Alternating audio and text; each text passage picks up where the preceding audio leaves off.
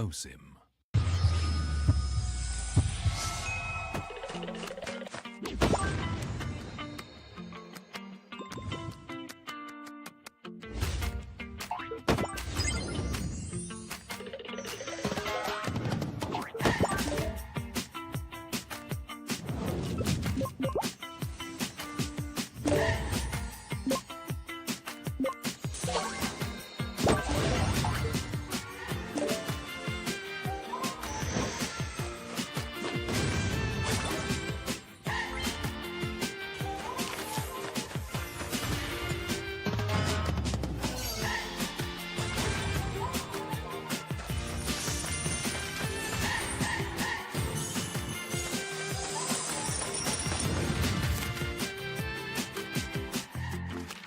Get arrested.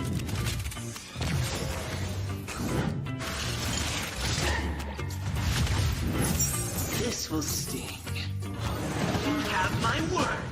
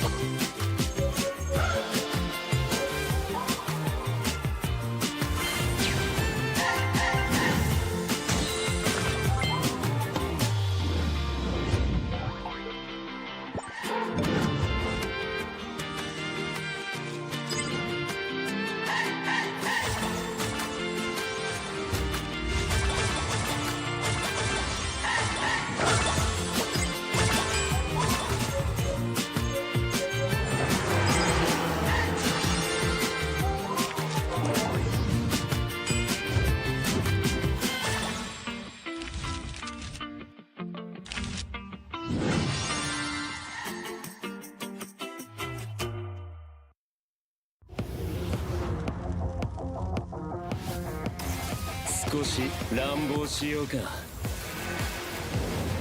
私は強くなるんだ。そのためなら何だって。自分の良心に従って人を助ける。オーラってやつは隠してもにじみ出るもんだからな。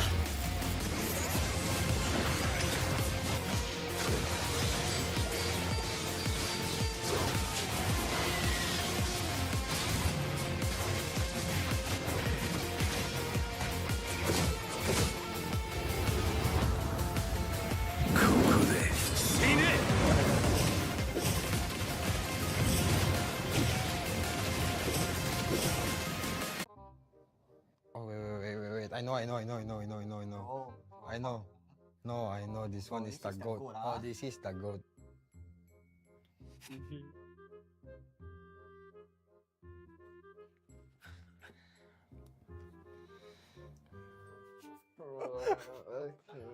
You sure easiest or not? Easy or hard? Best looking player. Oh, this is the goat. This one, eh? Handsome boy. Handsome boy. Ken from Vanguard. I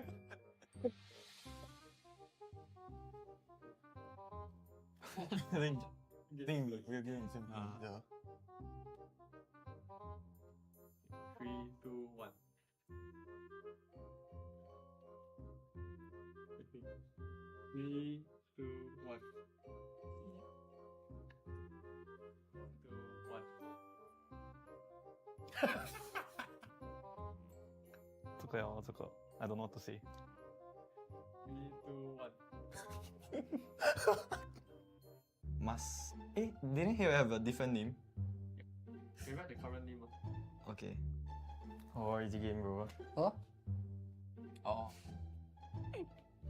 Like you say the old name or the new one? The answers? Okay. 手一下。 Wow. Very bad. Start this one. Wow. Very bad. Start this one. What's the old name? Dante. Thought Dracula. 3, 2, 1. Technically both correct. Oh, okay. What the heck? Wow, this one I know. Wait. Oh. You what? You don't rush, right? Yeah. That time her skin color, the basic one was red, bro. I forget ah. You don't rush. Oh, wait, bro. Yeah.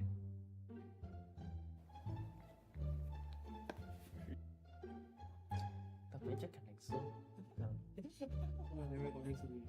Tak ada. 3, 2, 1. Slow. Oh yeah, I was thinking of this skin, bro. But then I'm like, look like a girl skin. But it's veiled because of the wind. Oh. There's no way. There's not so long.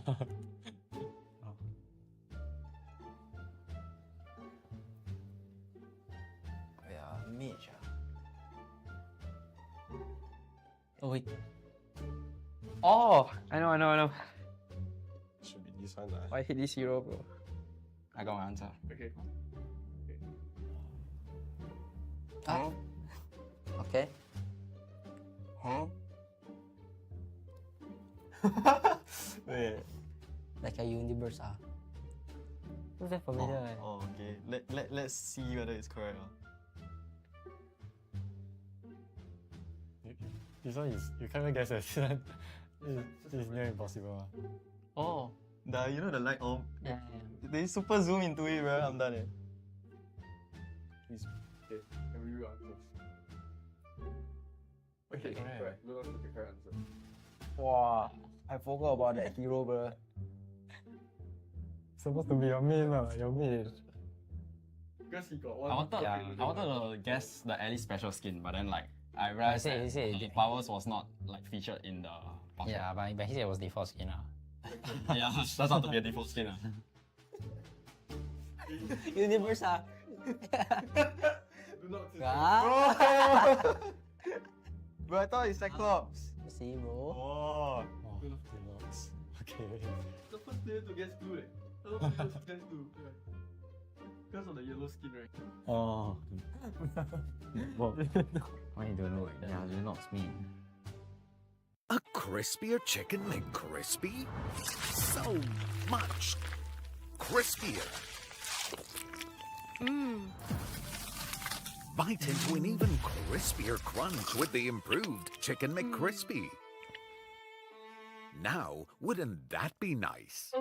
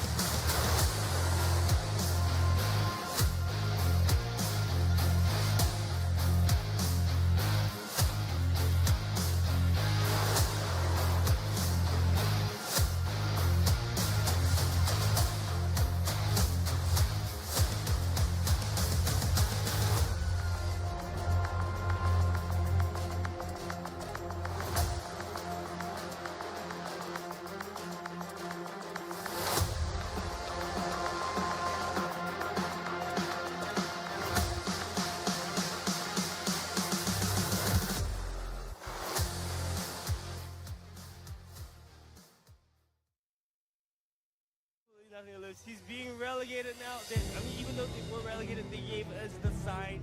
Yeah, now playoffs doesn't look really bright for the side of Homeboy Singapore. The trials have passed. The intensity, a constant hum in the air.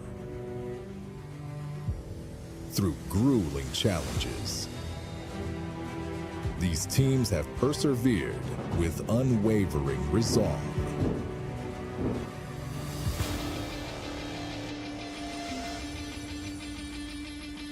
Six teams remain. Relentless fire, fueling their every move. Only one team will emerge victorious. Now, you're rewriting your story. This is your moment, our pride, our passion. Let the games begin.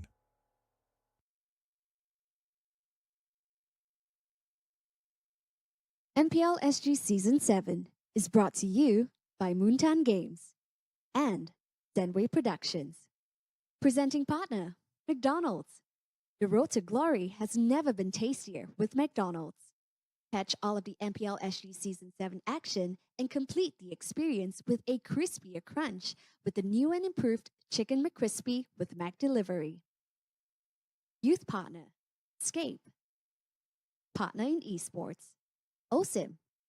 Level up your performance with OSIM's patented V-hand massage technology and ergonomic features designed with the player's comfort in mind.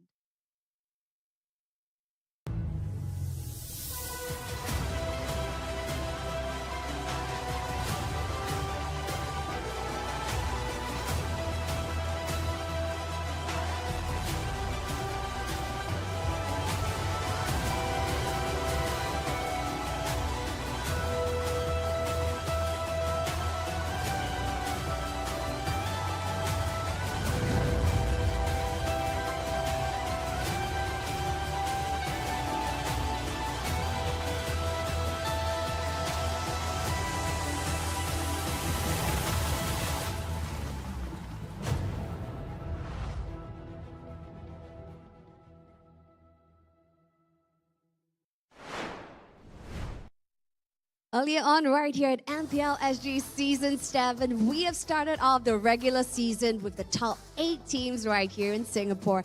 And now the top 6 teams stand before us right here as we head on to the playoff season.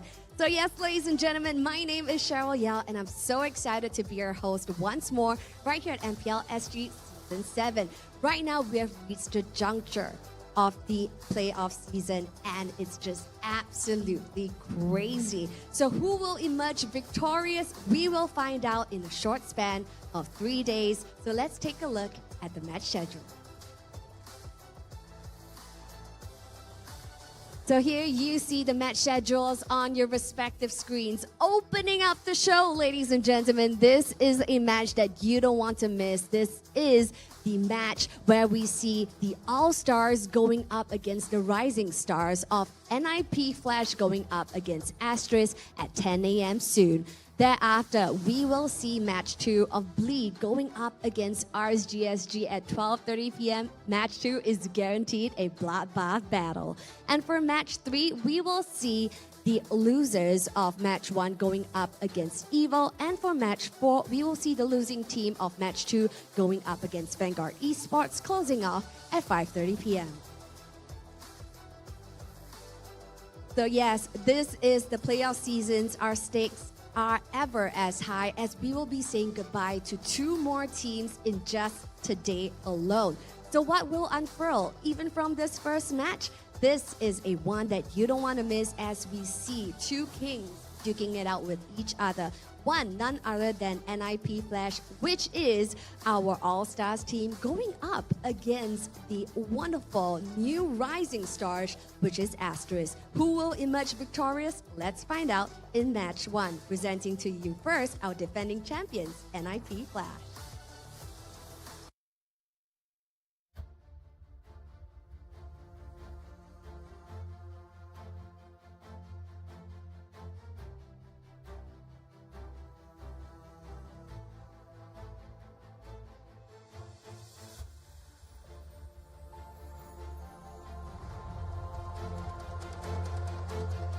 So yes, now our defending champions are smiling brightly here as they take on center stage in front of their battle stations. Right here with their brand new collaboration with NIP. NIP Flash is here to take the stage by storm.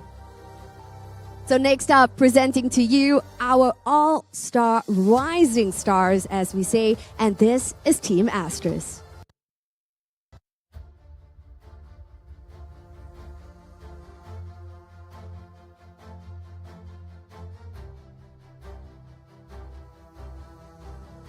So yes, right now Asteris are smiling and shining brightly right here on the main stage as well. Now these all new rising stars definitely got our attention on them, taking the stage by storm. Even though they are a brand new qualifying team, making it here to the upper brackets is definitely a feat. So right here for match 1, we will be expecting a wonderful match. So boys, head on over and fist bump your opponents for this match.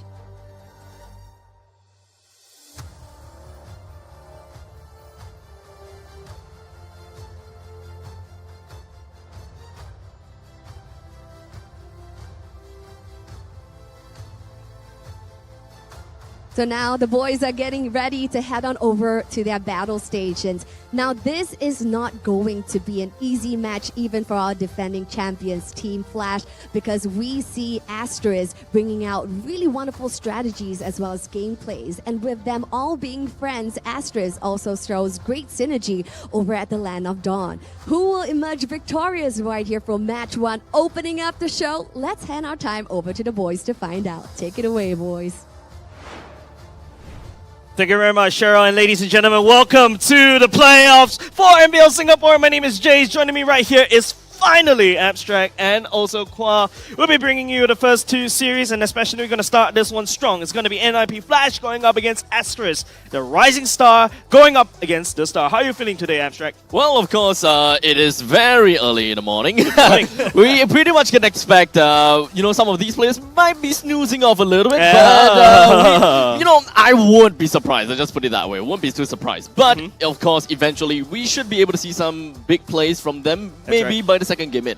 Yeah, that's right. And don't forget, it is absolutely freezing right here in Scape. But of course, what's going to be very important is if you guys have the time and you're around in Singapore, in Orchard or Somerset, please head on down to Scape because we got to have this venue just lit up with flames, right? Definitely. It's going to be an exciting day full of great games. And yeah, it is a little bit chilly right now, but I'm pretty sure the heat of the games is going to warm us up really soon. Yeah, definitely. You can start to see, some of the Asteris boys, they're actually in their jackets right here. Mind you, when the games get more fiery, they're going to start taking off their...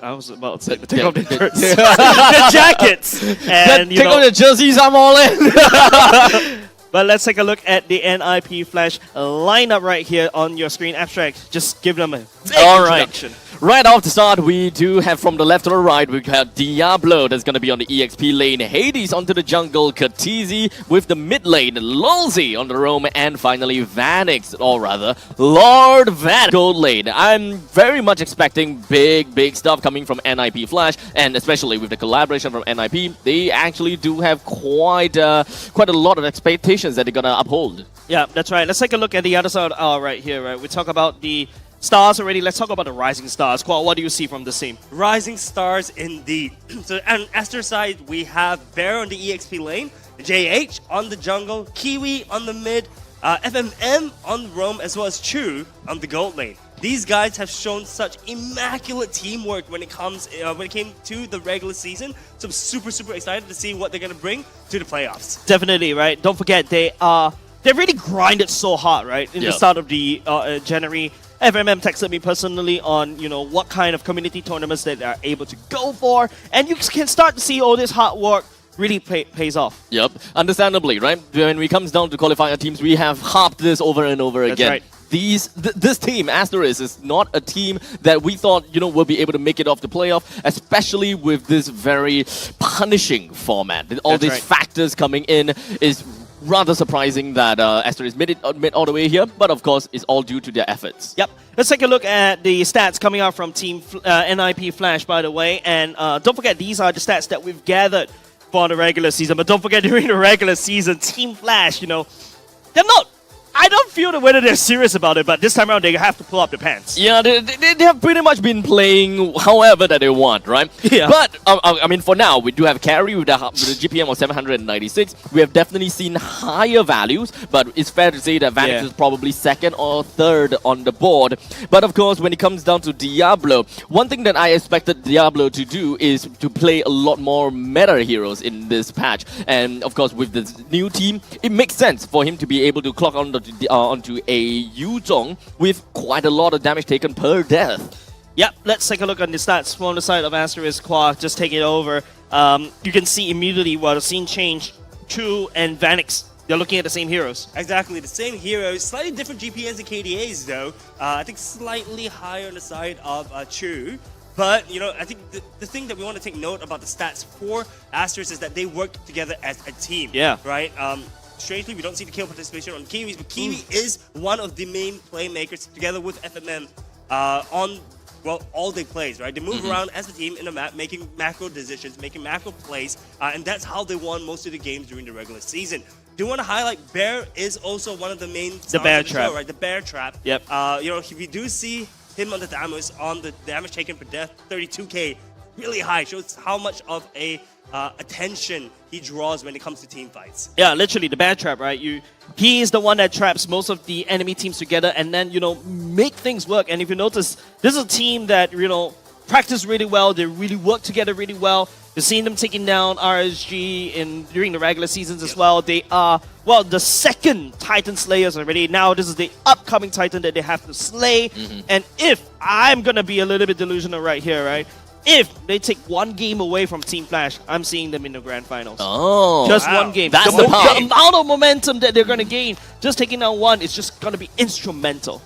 Honestly, I don't know what to expect coming from Asteris, but hearing from what you said there is pretty crazy. There we go. But, yep, okay. Hey, you're sharing the same sentiment, right? Yeah, look, I mean, 2-1, right? I don't think Asteris is gonna go down quietly. I don't think they're gonna roll over and play dead, right? They have action, they have the capabilities and the technical skills as well as the map plays, which we don't actually see from a lot of the other teams. So I do believe that Asteris will be able to take one game from Flash, but we also haven't seen what Flash can do at 100% capabilities yet. Yeah, exactly. Is this the 100% that we are seeing for Team Flash? Because don't forget, during the regular season, they're not giving out a lot of information. Maybe right? 30%.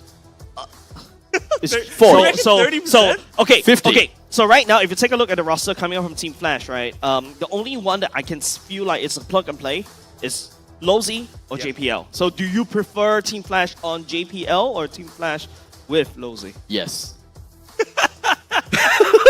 What kind of response is that?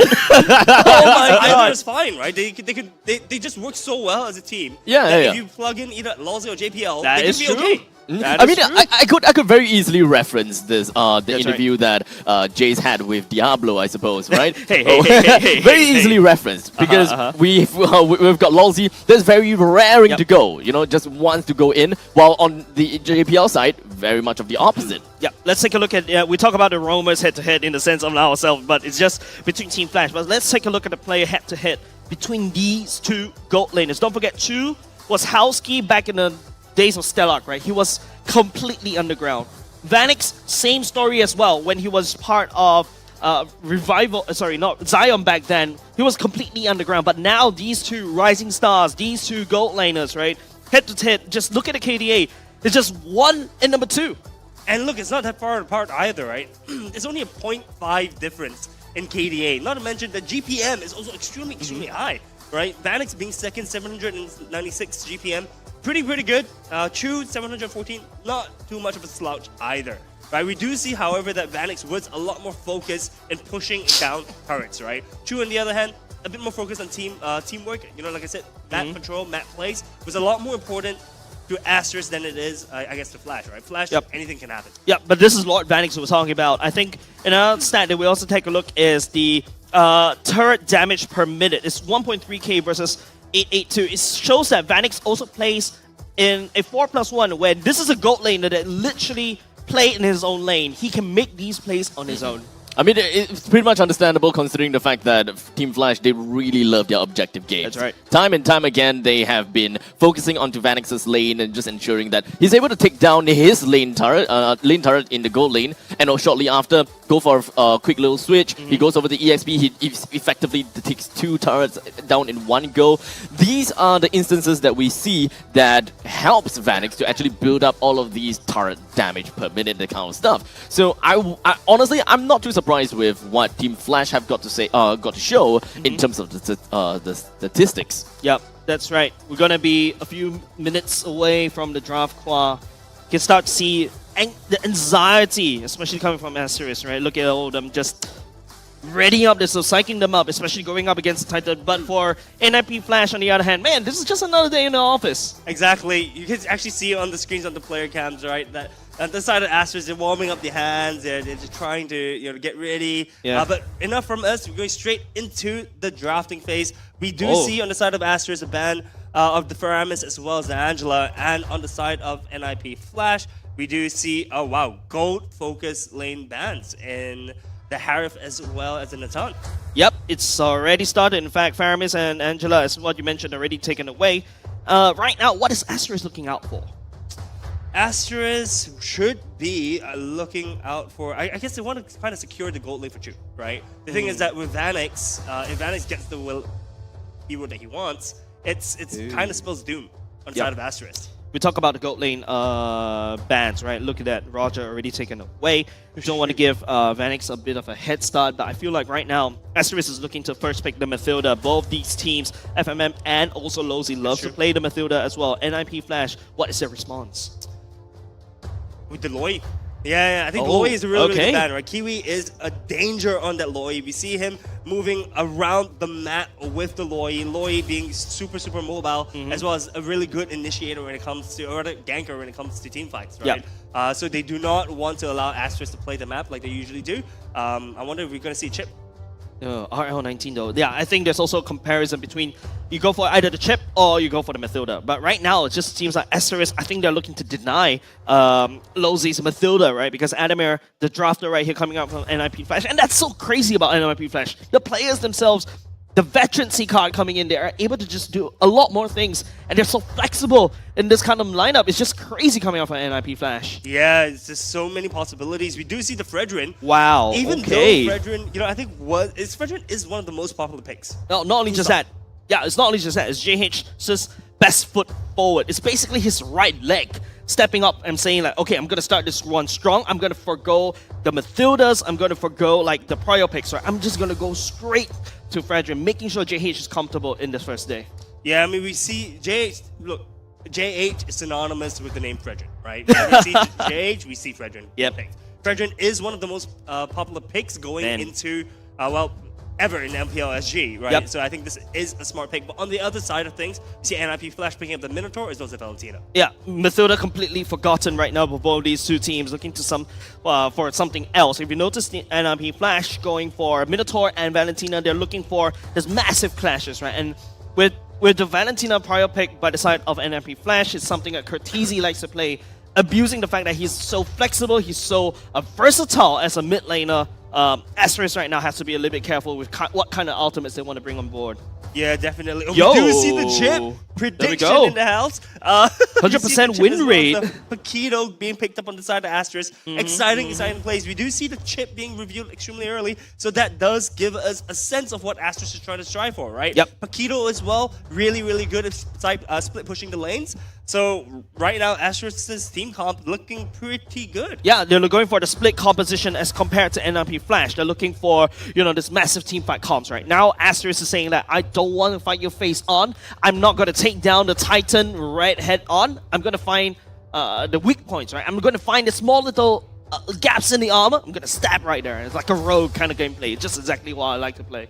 Yeah, look, and the thing is that with Chip, right, even though they want to, they can do the split pushing, right? Yeah. Chip allows his whole team to come in together for team fights. So as long as the Chip doesn't die, he just portals up, right? And for all the split pushers can come in and join the team fight. It's very big brain coming up from RL19, right? The drafter coming up side of the Asteris. But on the side of NIP Flash, Moskov, also a really, really good split pusher. this is a really, really good pick, I think, for NIP Flash, right? They're going to be able to match the split push and then join the team fights as well.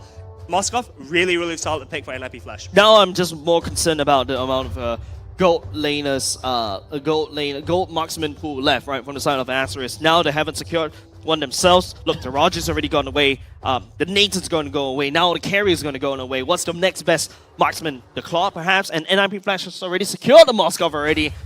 And now I think they could also hammer down on the Claw, or they may even open it up because Moskov wins against the Claw in the early game. Or maybe we see a Layla? That's from Vanix. hey, Vanix can pull it out. Look, Chu is the second best, right? So technically... I don't know, man. You just want to outrange, right? Exactly, you just outrage the Moskov. True. Can't touch you. I mean, theoretically speaking, it would work. Yeah, but I'm not too sure. It's like experimental, you know, with the big glowing chop, the stamp, that sort of thing, with exclamation mark and also all caps in Times New Roman font. Dude, they banned up the Claude, man. I told you. I don't know what else Chu can pick up. Clint, Irithel, something that, you know, could outrange the Moskov in the early game, something that maybe to a certain extent Brody, right? Something, or even the Bruno coming off from Asteris now is just, yeah, there's not a lot of marksmen left, but Asteris right here, okay, they have to move on, right? What do they have left? JH, sorry, not only just that, Archive is already taken away, JH has already secured their own jungler, NIP Flash, not so, but you don't ban out Hades. Hades can always pull out a Fanny out of nowhere, and Asteris right now, I think they're also looking at more of the stunts, and there you go, Carmilla just targeting on Hades. Milla's a really, really interesting ban. I mean, I would expect something to ban out more teamfight compositions, but we do see the Carmilla being banned out. I think on the side of NIP Flash, you probably want to pick up something for Hades and just allow Diablo, because we already know what Diablo is going to be playing against. Now, Guinevere. We did see Hades playing this in the last game, I think, of the regular season. Very good pick as well, actually. He did play that before, and it synchronizes exactly what the Minotaur wants to do, right? Yep. We're going to lock down in this one massive circle, knock everybody sky high. Guinevere can follow up. That's a lot of small little combos that goes together with the Minotaur. So, wonderful drafting coming out from Adamir. Beautiful drafting indeed. I mean, look, on the side of Asteris, they've got their mid laner as well as the gold laner to be picked, right? And honestly speaking, the pools are being pinched so tightly, I'm digging really deep into my knowledge in terms of what's left over. Yeah, you talk about how you're trying to dig deep, but it feels like Asteris right now, this is a kiddie pool, that kind of hero that I have to work with. Yeah, like I said, the next best thing, if we talk about a kiddie pool, that's Kadita. Coming out from Asteris, that is going to be Kiwi. I think that's the first time he's playing Kadita. Kadita makes sense though, right? Kadita in this lineup makes sense. Burst. Mobility. Right? Get out. You want to get rid of the Moskov as soon as he enters the battlefield. You want to get rid of the Guinevere before she can actually do the combination, before she can do her combo together with Minotaur. But look, honestly, on the side of NIP Flash, Valentina's ultimate selection is not. She doesn't have many good ultis to steal.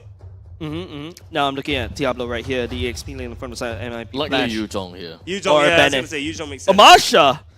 Oh. Whoa, yeah, this is of a new flavor that's coming in from the side of and other tournaments that I've been watching internationally, right? Marsha coming in, looking for the burst onto the Bruno. I just sacrificed myself over to Bruno. Just remove the damage dealer from the side of Asteris. All of a sudden, you don't really have that consistent DPS already. Asteris going for more of a burst composition, a split burst composition, whereas NIP Flash, I want to clash you. I want to force this 5v5, and you know that you're not going to be able to win it, especially up against a titan like NIP Flash.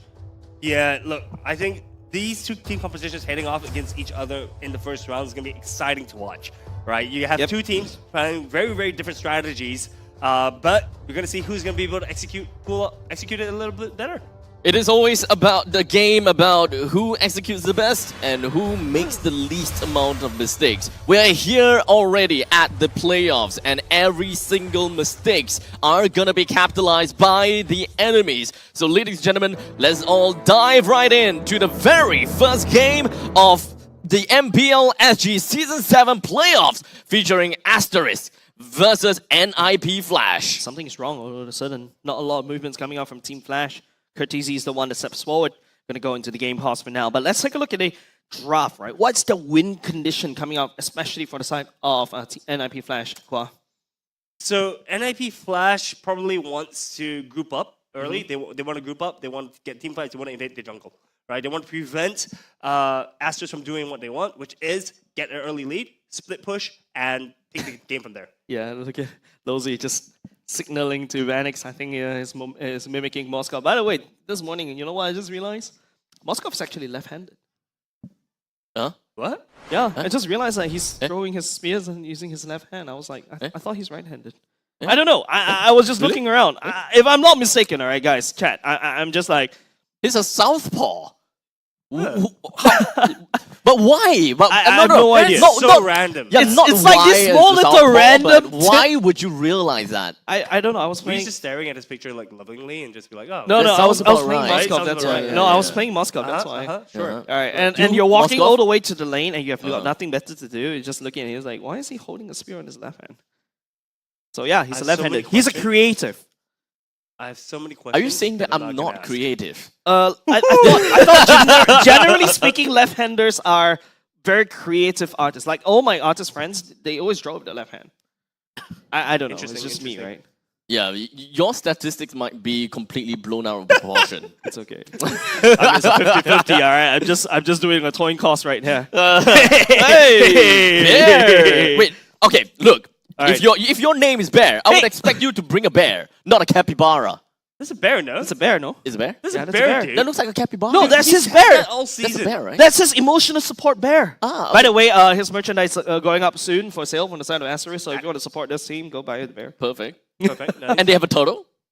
They got a turtle. Oh, they got wait. a bear. Do they have like a... Dude, they're bringing the whole animal kingdom on stage. What are we looking at? Noah's Ark? They should change the team name for next season, hey? The Ark. Noah's Ark. But I think we have digressed enough. We do. Yeah, because, okay, to be fair, right now, the main thing is we are looking at a very different kind of composition coming from both NIP Flash as well as Asteris. I actually really want to really dive in a lot deeper in to really kind of break things down and really understand what exactly are the flaws of each team and what are their main win condition. Because for NIP Flash, right, we have seen a couple of interviews before. Hades himself say that they would want to make Diablo one of the win conditions. And in this case... Of course, Diablo's the win condition. Hey, you never know. Hades himself is a win condition as well. But in this case, you know, Hades is playing as the Guinevere, and in this case, Diablo is playing in the Masher. We don't really see him playing in the Masher that much, but what does Masher come to contribute in this battle?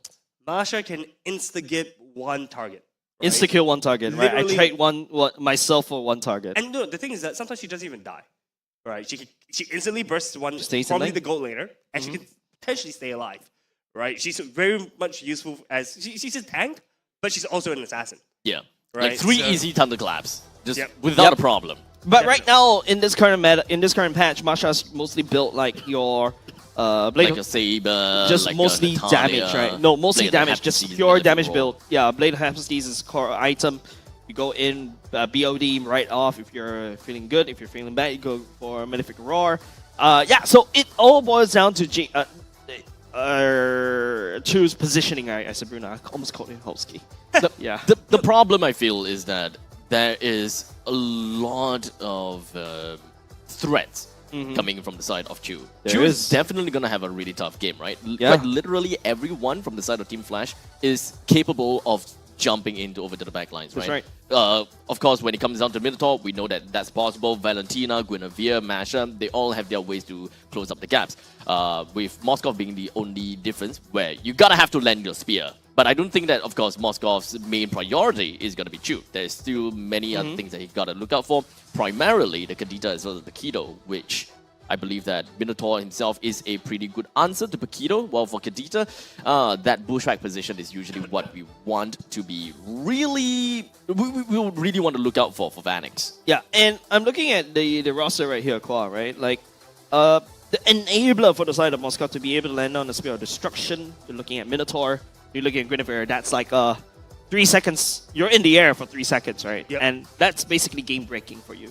It is, but the question is, will they be able to secure... I mean, look, positioning-wise is going to be super key in this team fight, right? From the side of Asteris, if they manage to position well, if they don't group up as 5, it's going to be really hard, right, for the side of NIP Flash to pick. Hey, sorry, I'm just distracted by Diablo all the time.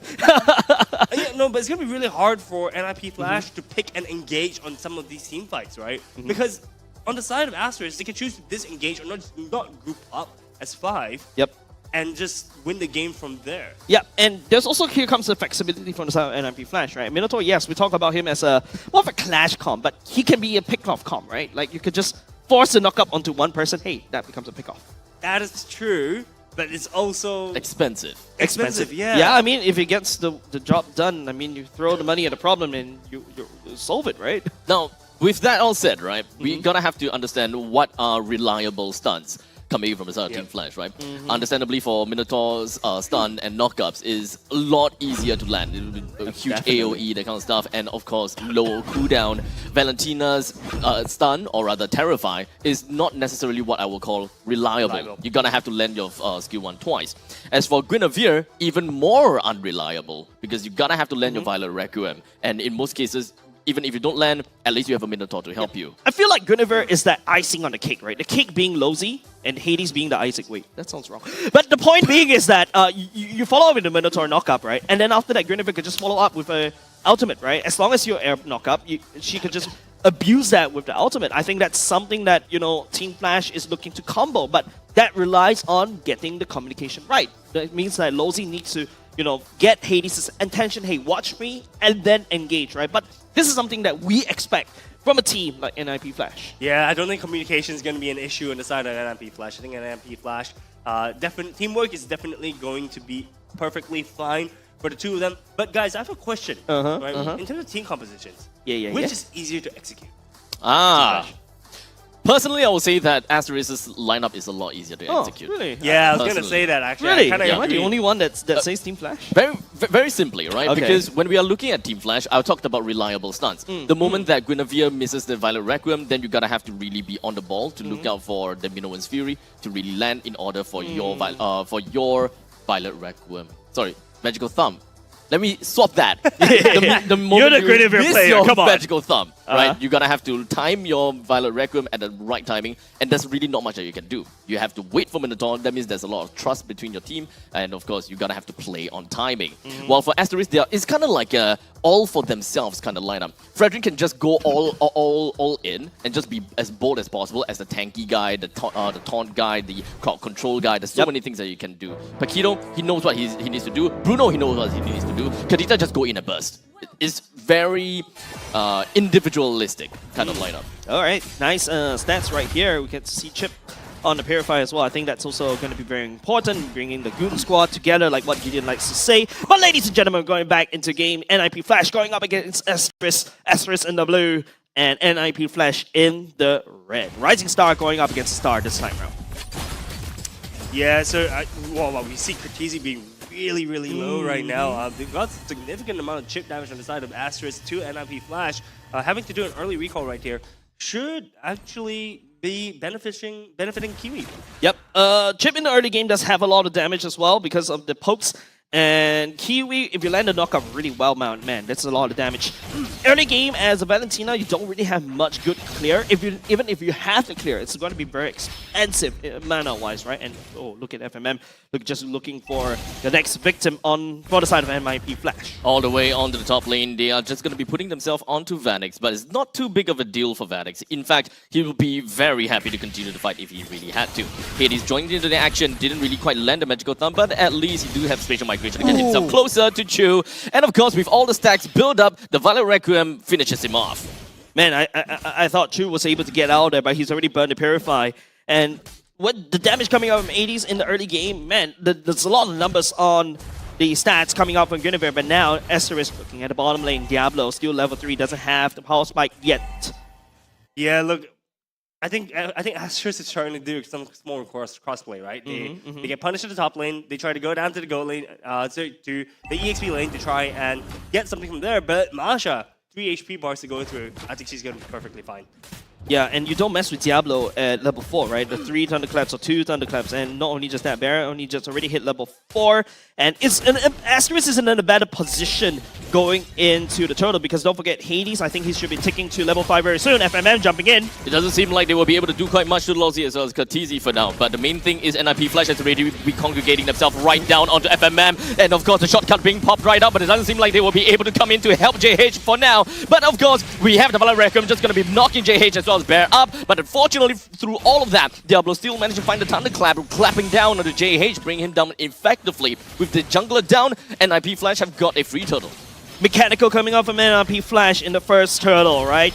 Like I said, the bonus EXP that Hades has secured for himself in the top, getting a Guinevere to snowball, you get Curtisi to snowball. Man, Asteris is just using FMM, throw bodies right here, try to buy time for JH to secure the turtle. That did not work. Yeah, look, that was a flawless team fight, I think, on the side of NIP Flash. Asteris just kind of walking in there, trying to prevent them from doing it, but it's a bit too hard to stop the momentum right now that NIP Flash has. 1.5k gold lead ahead right now on the side of NIP Flash. That's almost half an item. Yeah, not only just that, Kiwi also landed a 3-man Petrify. That should convert into something, but NIP Flash, I think they stand in a very awkward angle for Kiwi to kind of pop. Like now you have to pick one person to pop, right? But unfortunately, not able to do anything at all for now. But I would say that Asteris right here, they have to play it safe. But there's a mid-game pulse spike, and I just say that they have to play it safe. FMM on the chopping block right there. Yeah, I think they are choosing the right person to target out, right? They know FMM right now not doing too hot. He's really behind in EXP, I feel. Yep. And as we see the runes right now. The emblems coming up, right? Coming up, yep. Concussive. Nothing. Yeah, actually, I'm surprised. Okay. Chip on Concussive Blast. Yeah, so that you get massive clear in the mid lane, and that's why they have a lot of good trade in the mid lane earlier just now. Yeah, I mean, when it comes down to trade, it really boils down to pushing people back in and recall, right? But all in all, Asteris, they managed to clear the lanes in the middle lane pretty fast. They have lane priority, but up until now, I don't really see any of the use of the mid lane priority. They haven't really applied any form of pressure in the top lane or the bottom lane. Even when it comes down to river control, we're not exactly seeing that at all. Yeah, FMM just teleported himself down to the bottom lane, and there's a lot of fights happening at the bottom side, but it's going to be Kiwi picking up Hades though. Immediately going down, we do have Katisi that's hoping that he'll be able to get himself with the Kadita's ultimate to do some good damage, but unfortunately wasn't able to do quite much. Lossie all the way in the front lines, taking the full brunt of the damage, in fact, taking all of the ultimate from JH as well. With a 2-4-0 trade, that's not exactly good for an NIP Flash at all. Yeah, and this should put Asteris back onto the map in terms of a priority. But NIP Flash, yes, starting to lose a lot of this gold lead. This is Asteris in the mid-game power spike, and Asteris forcing NIP Flash in a fight they didn't want to be in, especially when the turtle is already up. Yeah, I'm actually surprised NIP Flash couldn't take more from that fight, to be honest. I mean, they had advantage in terms of men as well. But Turtle, all eyes looking on the Turtle right now as we see the teams grouping up. Masha still, Diablo still at the bottom.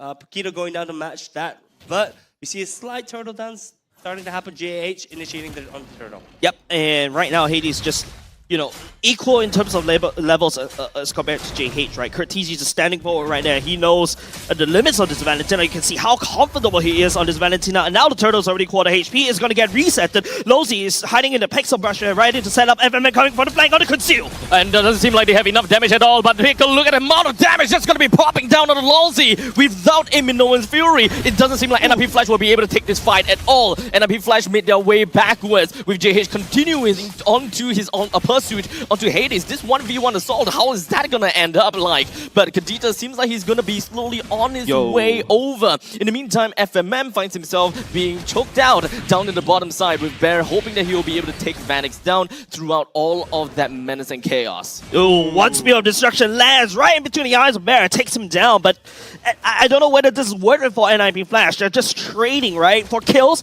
but at the same time, Asteris not only take down the turtle up top, they also take down the top lane turtle. Gives a lot of farm for the side of True, but Vanix is farming heroes instead. Yeah, I mean, look, it's close. The gold is really, really close. Right now, NIP Flash at a 500 gold lead. Just looking at the tower showing should increase slightly. 1K, but it's looking pretty good for the side of Asteris. Oh, FMM was hoping that he will be able to make it into the brushes, but of course, with a quick little shortcut, he brings Kiwi as well, JH back all in. But with the Minoan's Fury only landing on the one, but Barry joins in, and he actually got hit by the Violet Requiem, but they are actually surviving still pretty darn well. Hades quickly, with the spatial migration backwards, they did manage to come up still all alive with 2 kills to their name. And only just that, Vanix lands the Spear of Destruction Shoe. Doesn't really have the mana. He doesn't really have the mana to dash away. He's taking a lot of punishment right here. Diablo's going to chase, but JH, you can start to see Asteris starting to fall apart just a little bit, but hold on a second. It doesn't really have any health bars left, as we do have this Kiwi comes in from the back, and of course with the Appraisal's Wrath that finishes off the deal. FMM is that baseball that Asteris is throwing against NIP Flash and hoping that it hurts. But you know, it's a baseball, right? It's made of cloth. Hey, baseballs, have you ever gotten hit by a baseball? Dude, don't No. think Not yet. But, you know, going back into the game, that was a really confusing fight. It feels like Asteris is looking a little bit disorganized right now, right? FMM is choosing to take fights, and they're just really hoping to get something from that fight, but it seems like the other half of the team is just not going in for it. I think it's just because of the presence of Lozi, right? Yes, I have a shortcut, but are you going to shortcut right into a Lozi's ultimate? And that's what makes it so hard for Asteris to commit. And we talk about the trust in between the teams from the side of Asteris, and now, where's that trust? Trust needs to be earned, but, you know, I think so far they're not out of it, right? Asteris is not out of it just yet. You know, they're only down 700 gold. They have been actually taking the lead in terms of taking these objectives.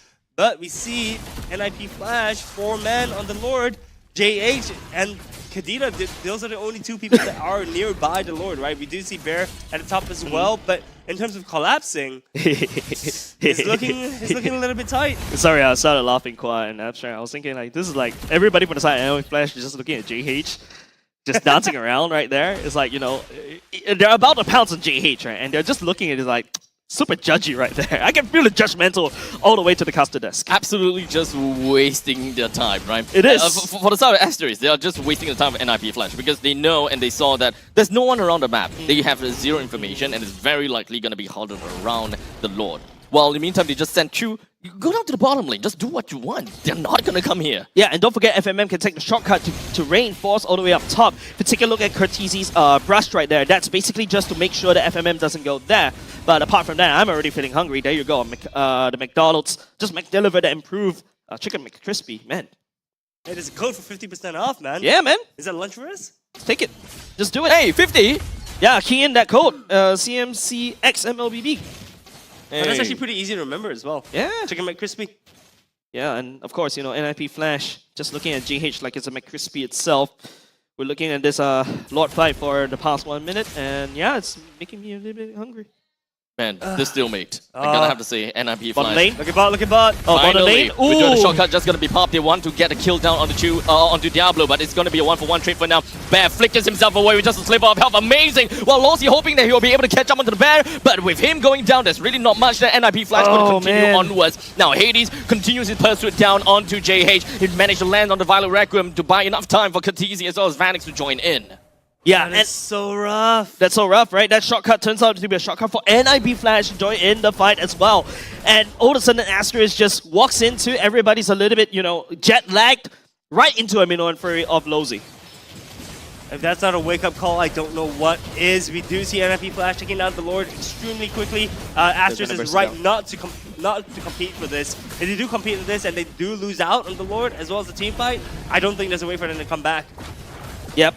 Now, don't forget, the mid-game power spike from Asteris is starting to fade. NIP Flash, on the other hand, this is the late game kind of matchup, right, for the side of Vanix. Diablo in the late game, don't forget, if you notice his emblems earlier just now, it was Bargain Hunter, and after that, just to make sure that he gets his items quickly, he knows he's not going to be able to win in lane, so I'm going to win in the long run, right? That Bargain Hunter is just going to just add so much value in terms of getting these expensive items, especially BOD. For sure, for sure. We do see the Lord shoving down the bot lane. Right now, we do see the teams starting to group up. But remember what we talked about just now, right? In terms of grouped up team fights, we do know who is more favored. Yep. It's I don't see a way for Asteris to win this right now. We see the Masha as well being able to push out on the side to match the Paquito. So the split push composition isn't quite working out for the side of Asteris. Well, the Lord's HP has dropped quite fast, in fact, tremendously. But the main thing for NIP Flash really just boils down to bring down all the exterior turrets, which is kind of a shame because the top lane's turret is still standing up tall. I'm pretty sure that Diablo will want to deal with Bear as soon as possible, but not a single thunderclap has been seen. They just want to deal with the proxy game for now. As you can see, Hades just clipping himself onto FMM, just a tad little poke here and there. Yeah. Little poke, dude, that was 1/3 of his HP, man. But he could heal it up. Diablo is using the Masha, abusing the fact that he could actually just stay in lane as long as he scratches somebody, or the turret, or the minions. He could just immediately... What? Damage dealt by FMM. That's crazy. 32k? Huh? Oh my god, he's dealing more damage than Chu. Wait, what? I am the carry now.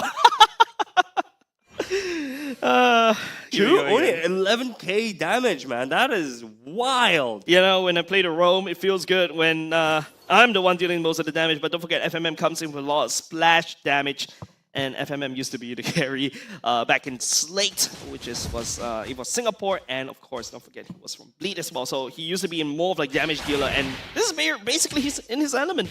I mean, look, he's at 1-5-5, by the way. He's 1-5-5 and still doing the most damage. Come on, guys, step up the game. It's time to catch up. All right. But I do expect to see Chu. I think doing he needs to pull a bit more of his weight, right? If Asteris is gonna win this, Chu needs to do more damage. And not only just that, I think right now, Kiwi also played a tremendous job right here trying to look for the pickouts on top of Vanix, but Vanix is just so hard to catch because there's always that reset on the dash. Yes, you can also reset on the Bruno dash as well, but it's very mana dependent, right? And if he dashes incorrectly, NIP Flash is going to gobble him up. And if you notice, most of these fights is always FMM shortcut right into Lozi's Mino and Fury. And now Asteris, they're trying to play it split, but Masha is keeping him in check. I think one of the main reasons is, of course, how Chip is brought into this game, right? It's a very reactionary play. When it comes down to Asteris, they want to respond to when NIP Flash actually jumps on them, but not necessarily them starting the shortcut themselves, because they really have to be careful about how FMM has been going around the map and just putting himself in brushes, because we all know NIP Flash, they will always position themselves wisely, and the moment that our dear FMM just traverse across the map, he might just find himself in a 1v5 scenario. Yeah, it's just really, really hard to pilot Chip right now in this kind of team composition, right?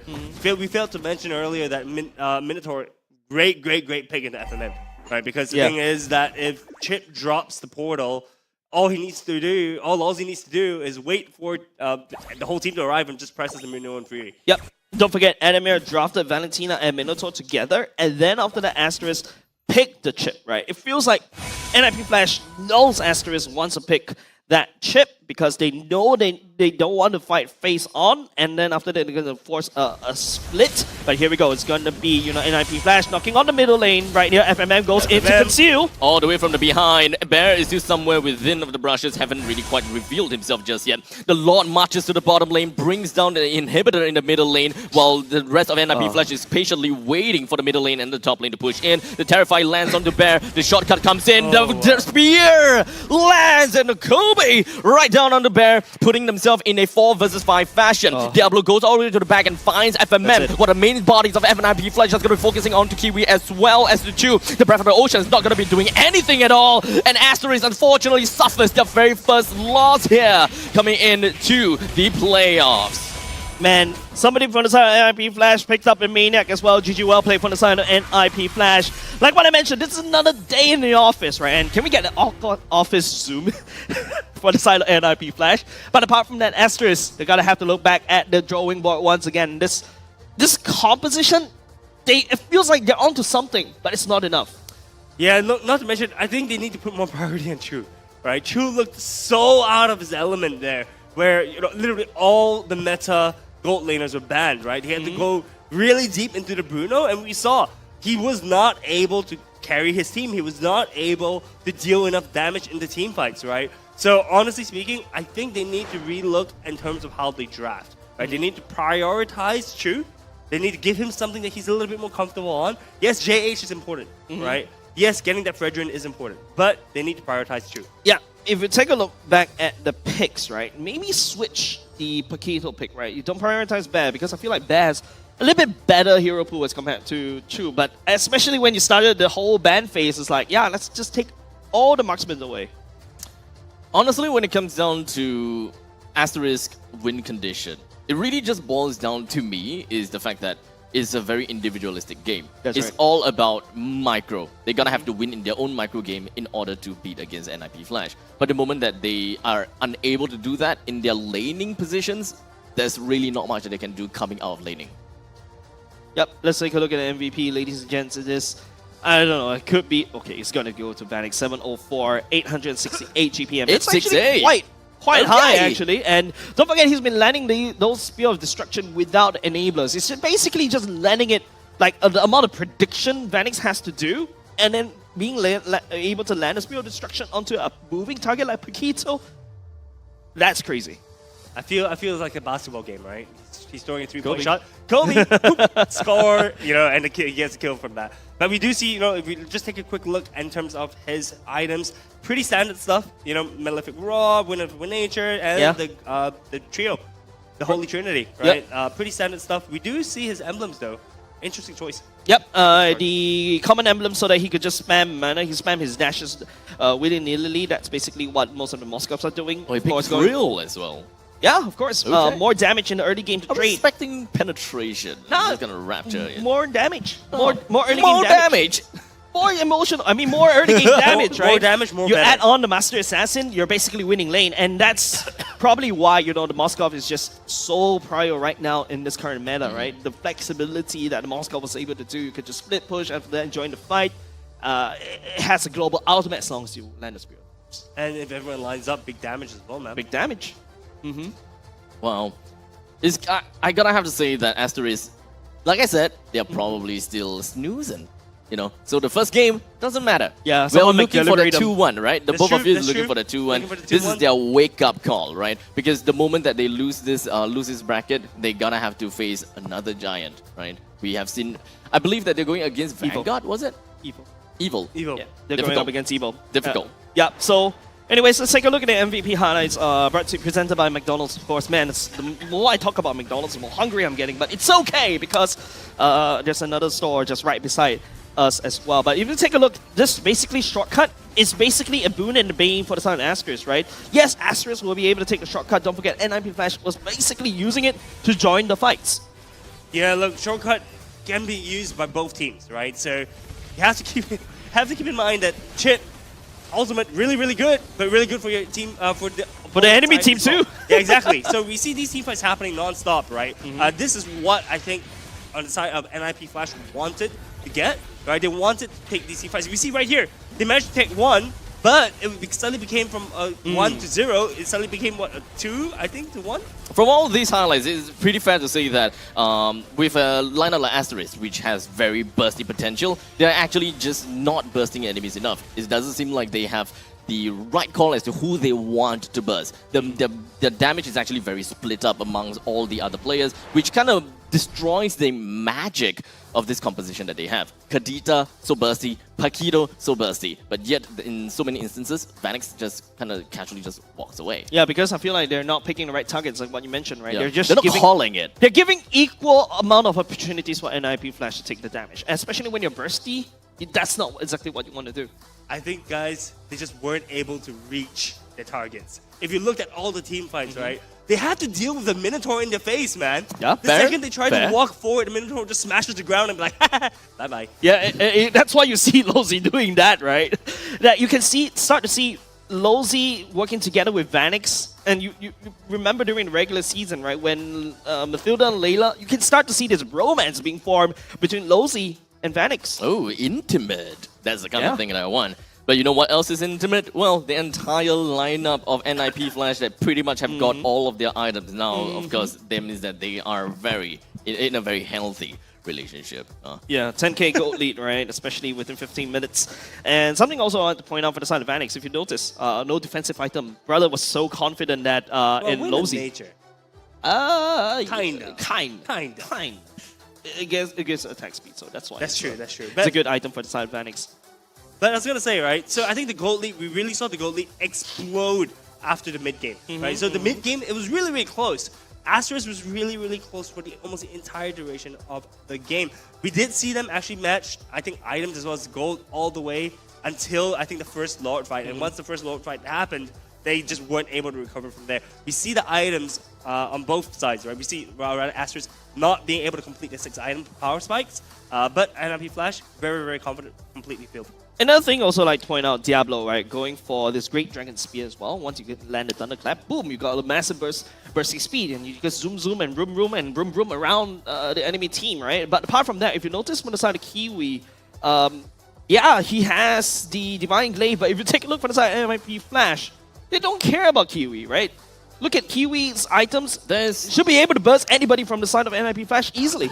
There's only one Athena shield on the Hades and a single robe onto Lolzy. Everyone else doesn't really care about the magical onto the magic damage. In fact, the Divine Glaive kind of looks pretty early. Okay, I'm not too sure about the the order of things, but I would assume that the Divine Glaive is second item, right? Yeah, definitely. So having the Divine Glaive on the second item seems awkwardly early for me, especially since you're as a Kadita, your main idea to kill is not Lolzy nor Hades, but really boils down to Phanix. Phanix or Cortese, right? Yeah. Those two are your main damage dealer, your main targets. It's the same thing as I would like to say for all the mage and the marksman gold laners out there. If you are ahead, you build the BOD. If you're behind, you build the Malefic Roar. Same as mages, right? If you're ahead, go ahead and hold the crystal. You want to tap onto that momentum, but if you're behind, yeah, you go for the divine. There's also a point in time you're gonna have to consider EXP. The moment that your target's EXP is way higher than yours, and you gotta have to decide what item you want to go for. You gotta have to go for penetration because of the natural growth of defense stats that you get per level. And when it comes down to BOD, it just doesn't supplement what you need as compared to what the Malefic Roar gives you. But I like green blades. You like what? I like green blades. Wait, don't forget I'm a Leslie player. Right? I like to build. If you give me the opportunity, I'll build 6 BODs. That is very, very true. But moving on, don't enable him. Yes. I didn't enable him. I just said, you said it's true. Don't enable him. 2 is enough. Acknowledge and then move on. Fair. There we go. Fair. So going into the game. I want some attention. Give me some attention. Okay, jokes aside, but look at the damage dealt for both these two teams. Actually quite equal. That's actually kind of surprising because NIP Flash is just able to just win and get more kills. And I think it's what Abstract was just talking about, right? Yes, Asteris outputting damage, but not at the right targets. Yeah, like I said, they weren't able to reach their targets. We see them being able to deal damage, just not on the right people. Unfortunately, I mean, that's really, really, really good for the side of Lolzy, right? Lolzy played, I think, the game immaculately. He just kind of stood there, waited for the team, and waited for the team to come to him, and then chooses to use the Minoan Fury at the right time, right? I think on the side of Asteris, though, 33% of team kill participation out of 6 kills. That's not really, really high. It's a very difficult game for Bruno, right? It's like you gotta have to close the gap, but if you close the gap, there's a big cow just ready to knock you up. Slamming the ground, yeah. Yeah, and it feels like NIP Flash, just a very defensive one, right? If you notice most of these team fights coming out from Asteris and NIP Flash, it's just Asteris forcing the fight they're not ready for, and then they get knocked up in the air. Right. Now that you say that, right? The moment that now I kind of have like this very controversial take, right? Is that Asteris should never play Chip. Because I feel that Asteris should never play Chip. Because I feel that the moment that they pick Chip, they completely throw their macro away. They believe like, okay, if we want to set up for a battle, we do have a shortcut that will bring us there. We don't really need to set up ourselves in this very specific bush. We need to go here, go there.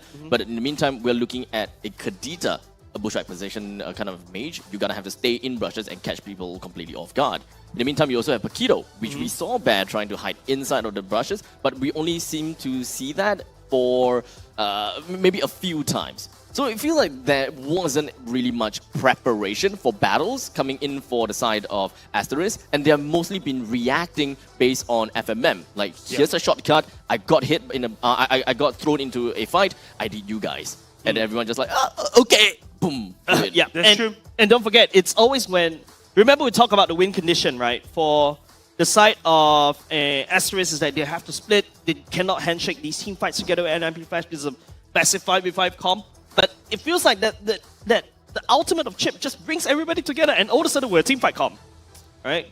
But you're going up against a Minotaur, so that's right. Back to what Quan was talking about. It's Yeah, all the Minotaur. it's all the Minotaur, right? Yep. And like I said before, I think all these problems would be fixed in the draft, right? But I think enough to hear from us. Let's hear from our analyst, Mr. Kin. Take it away.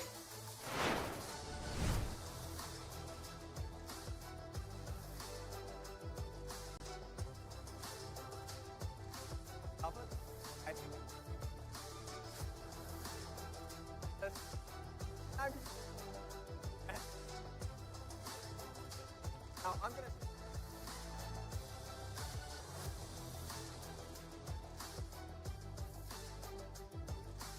line up the sides. But what's more important, how can I kind of deter them and stop them from actually acting?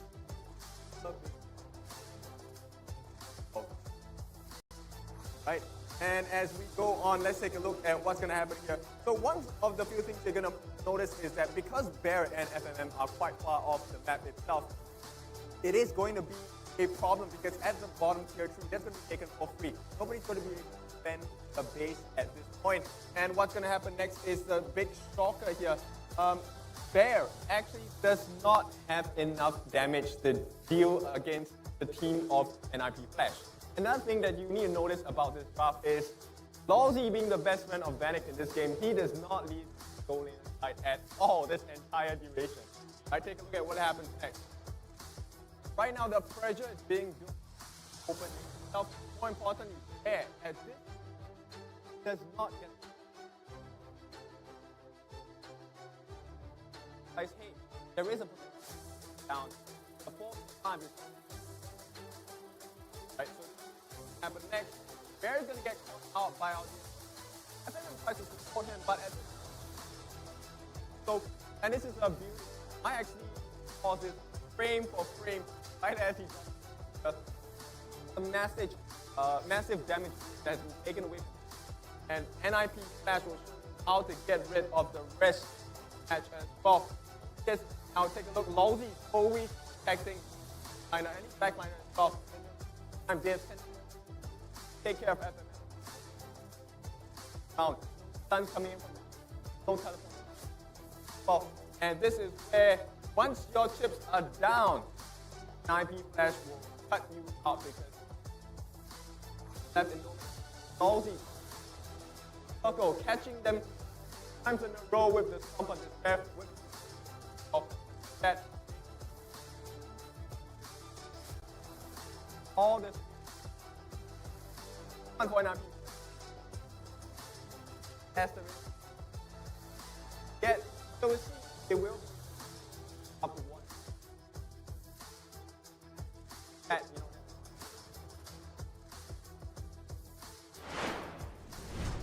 Thank you very much, Kin. And man, spot on. And yeah, I'm just listening to Kin. Just makes me Don't get that. Don't get that. It's my imaginary clock says it's 11. What time is it? 10:48. It's close. Quite close. That's Quite pretty close. Yeah, It feels like I perfect just want time. it to be closer to lunchtime, alright? I mean, you can have brunch. Where's my chicken McCrispy? Yeah, I'm looking for chicken crispy. Don't forget, ladies and gents, thank you very much, especially to McDonald's for assisting us this particular season and also the last season as well. Don't forget, if you guys are also in the Scape area, they do have that yummy trophy in the front. Oh, Remember yeah. that one, the MVP trophy? The Lord trophy? Yeah, the Lord trophy. Yeah, it's back once again, ladies and gents. If you're around Scape, do go ahead and take some photos with it as well. And there's also some activations happening at Scape. So like I said, if you guys are in the area in Somerset or Orchard, head on down now. Don't forget, we'll be here all day as well. So thank you very much over to McDonald's as well, especially with their improved chicken McCrispy spicy. I think we should do a challenge or something where we answer and then we start eating spicy. Oh, heck yeah. Yeah, we should do that. Not to mention, there's also that code that you can key in, right? If you're getting the delivery. Easy. Easy. I remember it already. Say it again. Go. TMC XMLBB. It's slower for the audience. TMC XMLBB. All right, there you go. Remember, key in that code, get your Mac delivery order, get your chicken McCrispy 2 pieces, 50% off. Oh, Man. but one thing I also just realized is that I was just kind of like scrolling through my my apps, and I was looking at McDonald's, not because I got hungry. In the middle of the Oh night. man, just look at the TV right now. In the middle of the night, and I was like, "Hey, a happy place! They have like this new game on their their mobile app, so you can actually get some deals just from playing the game for a little bit. It's kind of like a open world concept game. Open world Yeah, game? it's like an McDonald's open app? world game. Yeah, you can kind of see other avatars as well during that point in time. So you can go in and see certain portals. I see. You go into the portal, you do a challenge, you do that challenge already, and then you get a deal, or you get some dollars off or something free, whatsoever. Speaking of deals, I know. I just looked at McDonald's app yesterday, so I have all of this information and I have nowhere else for it to go. Did you know that with all the points that you have racked up in your McDonald's app, which I'm pretty sure that you have quite a bit and you didn't really quite use it, you can actually take $4.50 off your delivery? I like the fact that he's just like, he is the #1 McDonald's fan. Oh my god. He is the McDonald's ad-lib. He is the ad-lib. But hey, we're I just have having nowhere else to input this information. This is the only place that I can front it all out. Anyways, ladies and gents, we'll be going back into the draft once again, and I hope that really fired up Asteris in that game #1. But now we're going to have to go back to game #2. First pick still going over to the side of Asteris. Look, I'm really surprised that they're still first banning Faramis. Right? We know that Kiwi plays the Faramis. We know that he's able to he's able to play it. So I'm just wondering why they keep banning. I mean, look, it's the same 2 bans for the first 2 games. For the first, Any thoughts on that, Jace? I think it's just they just don't want to meet these 2 heroes. Like, I mean, Kiwi can play it. They could prioritize that. And Kiwi looked okay on the Kadita, but it didn't look like the same Kiwi that we saw during the regular season. Look, I think Asteris right here may be going for a Vexana, right? Like, finally, I think what Asteris wanted to do is, yeah, I'm going to jump onto somebody, and then after that burst people down together, exactly like how, for the side, what Abstract was talking about earlier just now. Now Asteris is going to prioritize Chu on his Roger, exactly what we were talking about in between games, where, yeah, they just have to prioritize Chu's heroes early, because right now, if you look at NIP Flash, just taking away the Nathan, taking away the Harif. Yeah, we did. Asteris did not want to see a repeat of what happened during the first game, right? That's right. All the gold laners got banned out, and Chu had to pick the Bruno up. So I think picking the Roger for Chu this game makes perfect sense. But the question is, how are they going to round up this team composition? How are they going to build this team around the Roger? Yep, so how you want to build around Roger is you want to have a lot of bursty damage so that it allows Roger to become this janitor in the late game. But now it's just going to be NIP Flash going back into the Moskov once again. You can see Losey just clapping and also enjoying that already. And now it's going to be the Barats coming out from the side of NIP Flash.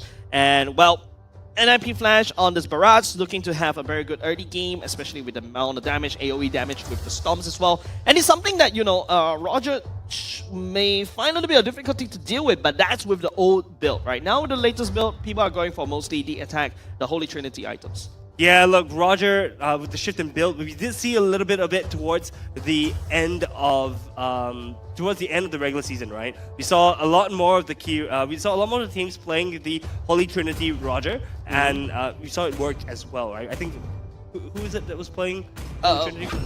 Bleed? It's like Bleed, Seiji, and of course not only just that, it's like what most of the other MPLs are also playing with that attack item. Ooh, that's a box set coming out from JH this time. Okay, I mean, just the Boxia part, right? The ha just mostly comes from the Boxia part. But, okay, to be fair, I can understand the balance between the Roger, the Paquito, and the Boxia. They want to be aggressive, they want to jump, they want to get the snowball going for Roger. On the other side, when Roger being first picked, I think it was pretty easy for NIP Flash to just snap pick the Moskov. It's like, without a question, let's pick up the Moskov. But for now, here we go again. It kind of still feels like the win condition for NIP Flash is still pretty out in the open. Yeah. I wouldn't even say that Moskov is the win condition. I wouldn't even say that they are going for all-out team fight. There must be something a little bit different about this lineup as compared to the previous. I think what NIP Flash has secured for themselves a win condition is like, yeah, let Asteris come. Yeah. Let him come over on me, and then after that, all I do is just smash. Come on you, yes, okay. But so Baxia, why are you being so sus today? No, what? No, literally, right? Just let Asteris engage onto me, and then I just smash onto the floor and be angry, you know? Phrased a lot better now. So Baxia, Baxia. I want to talk about this pick a little bit, right? Let's so go. Brethren is available, but they opted to choose for the Baxia instead of the Brethren. You know why? Because it didn't work previous game, so they're trying something new. But Quad just like, oh. And you know why the apple is red? The apple is red. That's how I understood that phrase. But okay, I agree, Esther. I agree to a certain extent, right? Like, right now, they just cannot catch onto the Moskov, right? Baxia does have that movement and ability to have the global to just bounce over somebody and just jump onto it. But if you're doing that onto a Moskov, I think just have to be careful, right? But now Asteris did not go for Kiwi's Vexana, and now NIP Flash decides to take it away. yeah, look, Kiwi's pool is now being pinched a little bit, right? We see the Loi getting banned, we see the Vexana getting banned. Could we see a Kadita again? I mean, the Kadita was a pretty decent pick earlier on. I just was not able to reach the backlines of Moskov in order to burst him down. And so far, on the side of NIP Flash, they've got a pretty tanky lineup so far, right? So Kadita, bit of a question mark for me. I don't think would be chosen, but we do see the Esmeralda getting banned out on the side of Asteris. Pretty interesting, like, why would you ban the Esmeralda when you're not going for shields? Yeah, maybe from the side of Paquito generating the shields. Okay, that's a Hellcurt taken away. Now, it's just target just nodding at FMM because he's shown that he's quite flexible in terms of these smaller to heroes. There's this one time when they pull out a Hellcurt, just imitating Beloyski just a little bit. But now, Asteris. Julian? What? Okay, so keep in mind, right, that some of the assassins did get buffed. Julian is one of them that did get buffed, right? So they could be worried about the potential of Julian in the hands of Hades, right? Yeah, but potentially. But you already got the Barats in, right? And unless you want to play the Barats in the EXP. Yeah, but that still be a probability. Does Diablo play Barats in the That's EXP? the problem. Yeah, I mean, we can definitely expect that Diablo have expanded his hero pool. He did. I would want to expect that. So at least, you know, when it comes down to a sudden surprise, that is the kind of thing that we can expect. Yeah. I would love to see some surprises, to be honest. But right now, it's mostly status quo for the side of NP Flash. Asteris is the one that has to make something different. You ask for something, a surprise, and there you go. Curtizi brings Aurora onto the table. Dude, Aurora is scary, man. Aurora is really scary, Yeah, especially in this team, against Asteris. Asteris can't even step into a team fight. Yeah, and don't forget Asteris, this is a dive composition. The Roger, the Paquito, the Baxia, right? They're gonna dive into what? A Minoan's Fury and also the ultimate of Aurora. A Moskov can just join immediately. And don't forget, you dive into a Barats with the ultimate and just swallow people up. Man, like I said, N9P Flash is just literally telling Asteris, engage on me. They're just disabling. They are just a team that focuses on disables. They just want to disable Asteris's way of tackling problems head on. Lila getting picked up on the side of Asteris as Matilda. Matilda could be pretty clutch for them, actually. Yeah, but like, if you're gonna engage on them, yeah, this is a massive dive composition from the side of Asteris, right? And then Lilia in the hands of Kiwi just landing down the bombs all across the board. Yeah, it kind of fulfills what the Roger wants to do. You know, you burst people down just a little bit, but I'm just a little bit confused. Not say confused, but surprised. For the side of Aurora, and there you go. That's gonna be Masha from the side of Diablo once again. NIP Flash going up against Asteris is the same kind of composition for the side of NIP Flash. Asteris taking a little different this time around, game number 2. NIP Flash's lineup is largely similar, but they have a lot more disables that they can play around with. The big difference for the side of Asteris is now that they do not have chip, and that's great for me, because like I said before, the moment that they take chip in, they lose all their macro. So with this said and done, I really do hope that Asteris will be able to change things up. Yeah, look, I am terrified if I was playing against NIP Slash's I'm already terrified playing against Diablo, but like, yeah. No, but against that lineup, it's just devastating, right? You can't take a step forward. Honestly, Asteris, guys, what are the win cons for Asteris right now? Don't engage. It's literally just play split because they have a very mobile team, right? And not only just in the form of Luxia, right? You can't be aggressive against the lineup from the side of NIP Flash. This is basically, I max my defense because I'm too scared of getting hurt.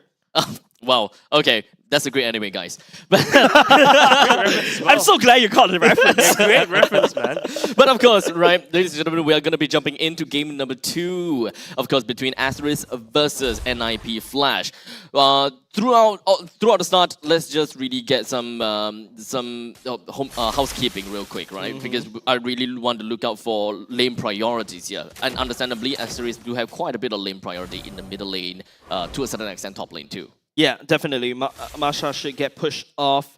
But Diablo is more of a late game assassin, right? Whereas the Bear needs to make something work. Maybe cut the waves just a little bit with the roaming duo from the side Kiwi and JH to potentially do something all across the enemy jungle right now. Yeah, we see the EXP lane is just exchanging blows. Both of them being the most boring safe lane right now. What? The most boring lane. Oh yeah, 100%. Come on, EXP lanes are very interesting. No, look at Diablo. Diablo. EXP lane. Diablo is interesting. Biasness does not count. Moving on.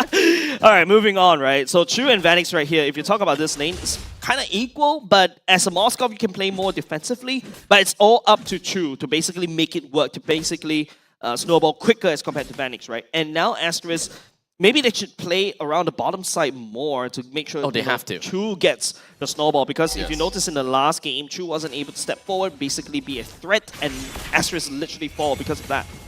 You also need to remember that the previous game Chu played the Bruno, and arguably Bruno does a little bit better to Moskov as compared to what a Roger is. So if the previous game Chu couldn't pop off, then this game the more Chu wouldn't pop off. So Asteris is gonna have to change something a little bit here and there when it comes down to the macro game. I mean, it's Lord Vanix that he's laning up against, right? He's inevitable. He's basically one of the strongest goat laner right now in MPL Singapore. So much bias is coming out these days, but anyways, we go back into the game. Come looking on. at the turtle fight. We see 4v4 right now. Yep. A lot of changes happening. It doesn't seem like Hades have got any care in the world. It just casually just walked right into the members of NIP Flash and Hades. Oh wait, hold on a second. Doesn't seem like he will be able to stay alive, unfortunately. With the first person taken down, Asteris didn't even lose a single person as of yet. Great start from the side of Asteris already. If you notice how Asteris is just balancing out, they're just balancing on this tight rope, right? The NIP Flash pulled for Asteris, and they're the one that got out with team fight and also a turtle. Look, Lalzi survived a pixel of HP, right? So it could have very much been a 2-0. Luckily for him, manages to escape. Right now, after the turtle, Asteris at a 1.3k gold lead. Turtle priority goes over to Asteris. They should have a better mid-game-ish for the side of Asteris, but the late-game priority still falls onto NIP Flash because of the side laners, right? Marsha in the late game just finds Shu, punch 3 times and you're dead. And Vanix, of course, comes in for the cleanup from afar. I can split push. I mean, it's just what NIP Flash wants to do. They want to scale all the way to the late game. Asteris looking for a massive spike in the mid-game. Same kind of concept in game number 1. Yeah, we're just wondering whether they will be able to capitalize on this slight advantage that they already have at this point. We see some pretty standard movements around the map. Next turtle spawning in about a minute's time. And we, as mentioned earlier, we do see Asteris actually slowly grouping up in the bot lane, trying to give Chu some form of priority, some form of safety right now. NIP Flash is also reacting. They know the win condition for the side of Asteris, and they're looking to deny it. Losey stepping forward. The Concussive Blast doing a lot of work. Don't forget, the turtle is spawning in 40 seconds. There's no reason for both teams to be there. But like I said, it's just trying to support the goat laners right now. See Chu picking up the corrosive scythe. That's a first completed item in about 4 minutes. It's a little bit, and it's on time. It's not too slow. But the question is, how many more items is he gonna pick up in the next 24 seconds? Now, of course, seeing the corrosive scythe being picked up by Chu, I'm relatively happy, right? We're not looking at like, the Wind Talk, the typical build coming in from Roger, especially since we are looking at Roger fighting against a Moskov. It's tough, and especially when it comes down to the mid stages of the game, you really need someone to actually deal with the barrage. Because when it comes down to Asteris lineup, they do have very short-range poke coming from the team. Kiwi, yeah, you will be able to zone people away, but one thing's for sure is that your team is the one that wants to initiate while NIP Flash wants to disengage. They have a lot of disables and controls against Asteris, so we need someone that is in the back lines that can really work things out. The moment Chu actually goes for his normal Lycan form kind of battle and Lycan form kind of itemization, that's pretty much it for Asteris.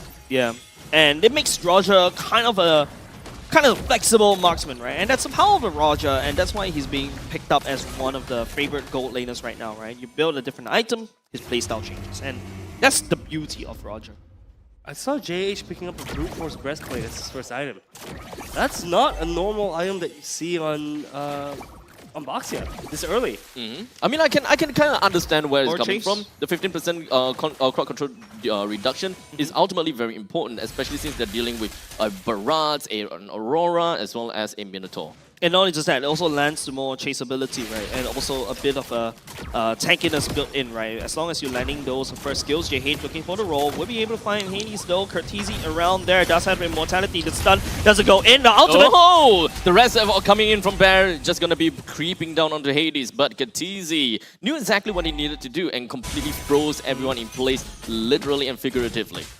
Let it go, literally, right? For the side of Curtizi, literally just landing down an RC path, just denying Asteris any form of advance. But that was a really good, I think that was a really good choice from the side of JH. Asteris making the moves this game. They are the ones that are putting pressure on NIP Flash right now, and we do see that reflected in the goal. 1.4k gold lead at this point. A lot of skirmishes, a very, very scrappy game right now, actually. Yeah, but don't forget, late game goes over the side of NIP Flash, right? Because as long as, you know, NIP Flash delays the game even more, Vanix is going to scale, and don't forget the Masha also scales. Taking a look at the emblems once again, it's going to be the mystery shot for the side of the Masha and also Assassin emblems. The Thrill to add on the damage, the Lethal Ignition to add on the damage, and now Vanix goes on to the Golden Staff. This is where Vanix really looks for a fight right now.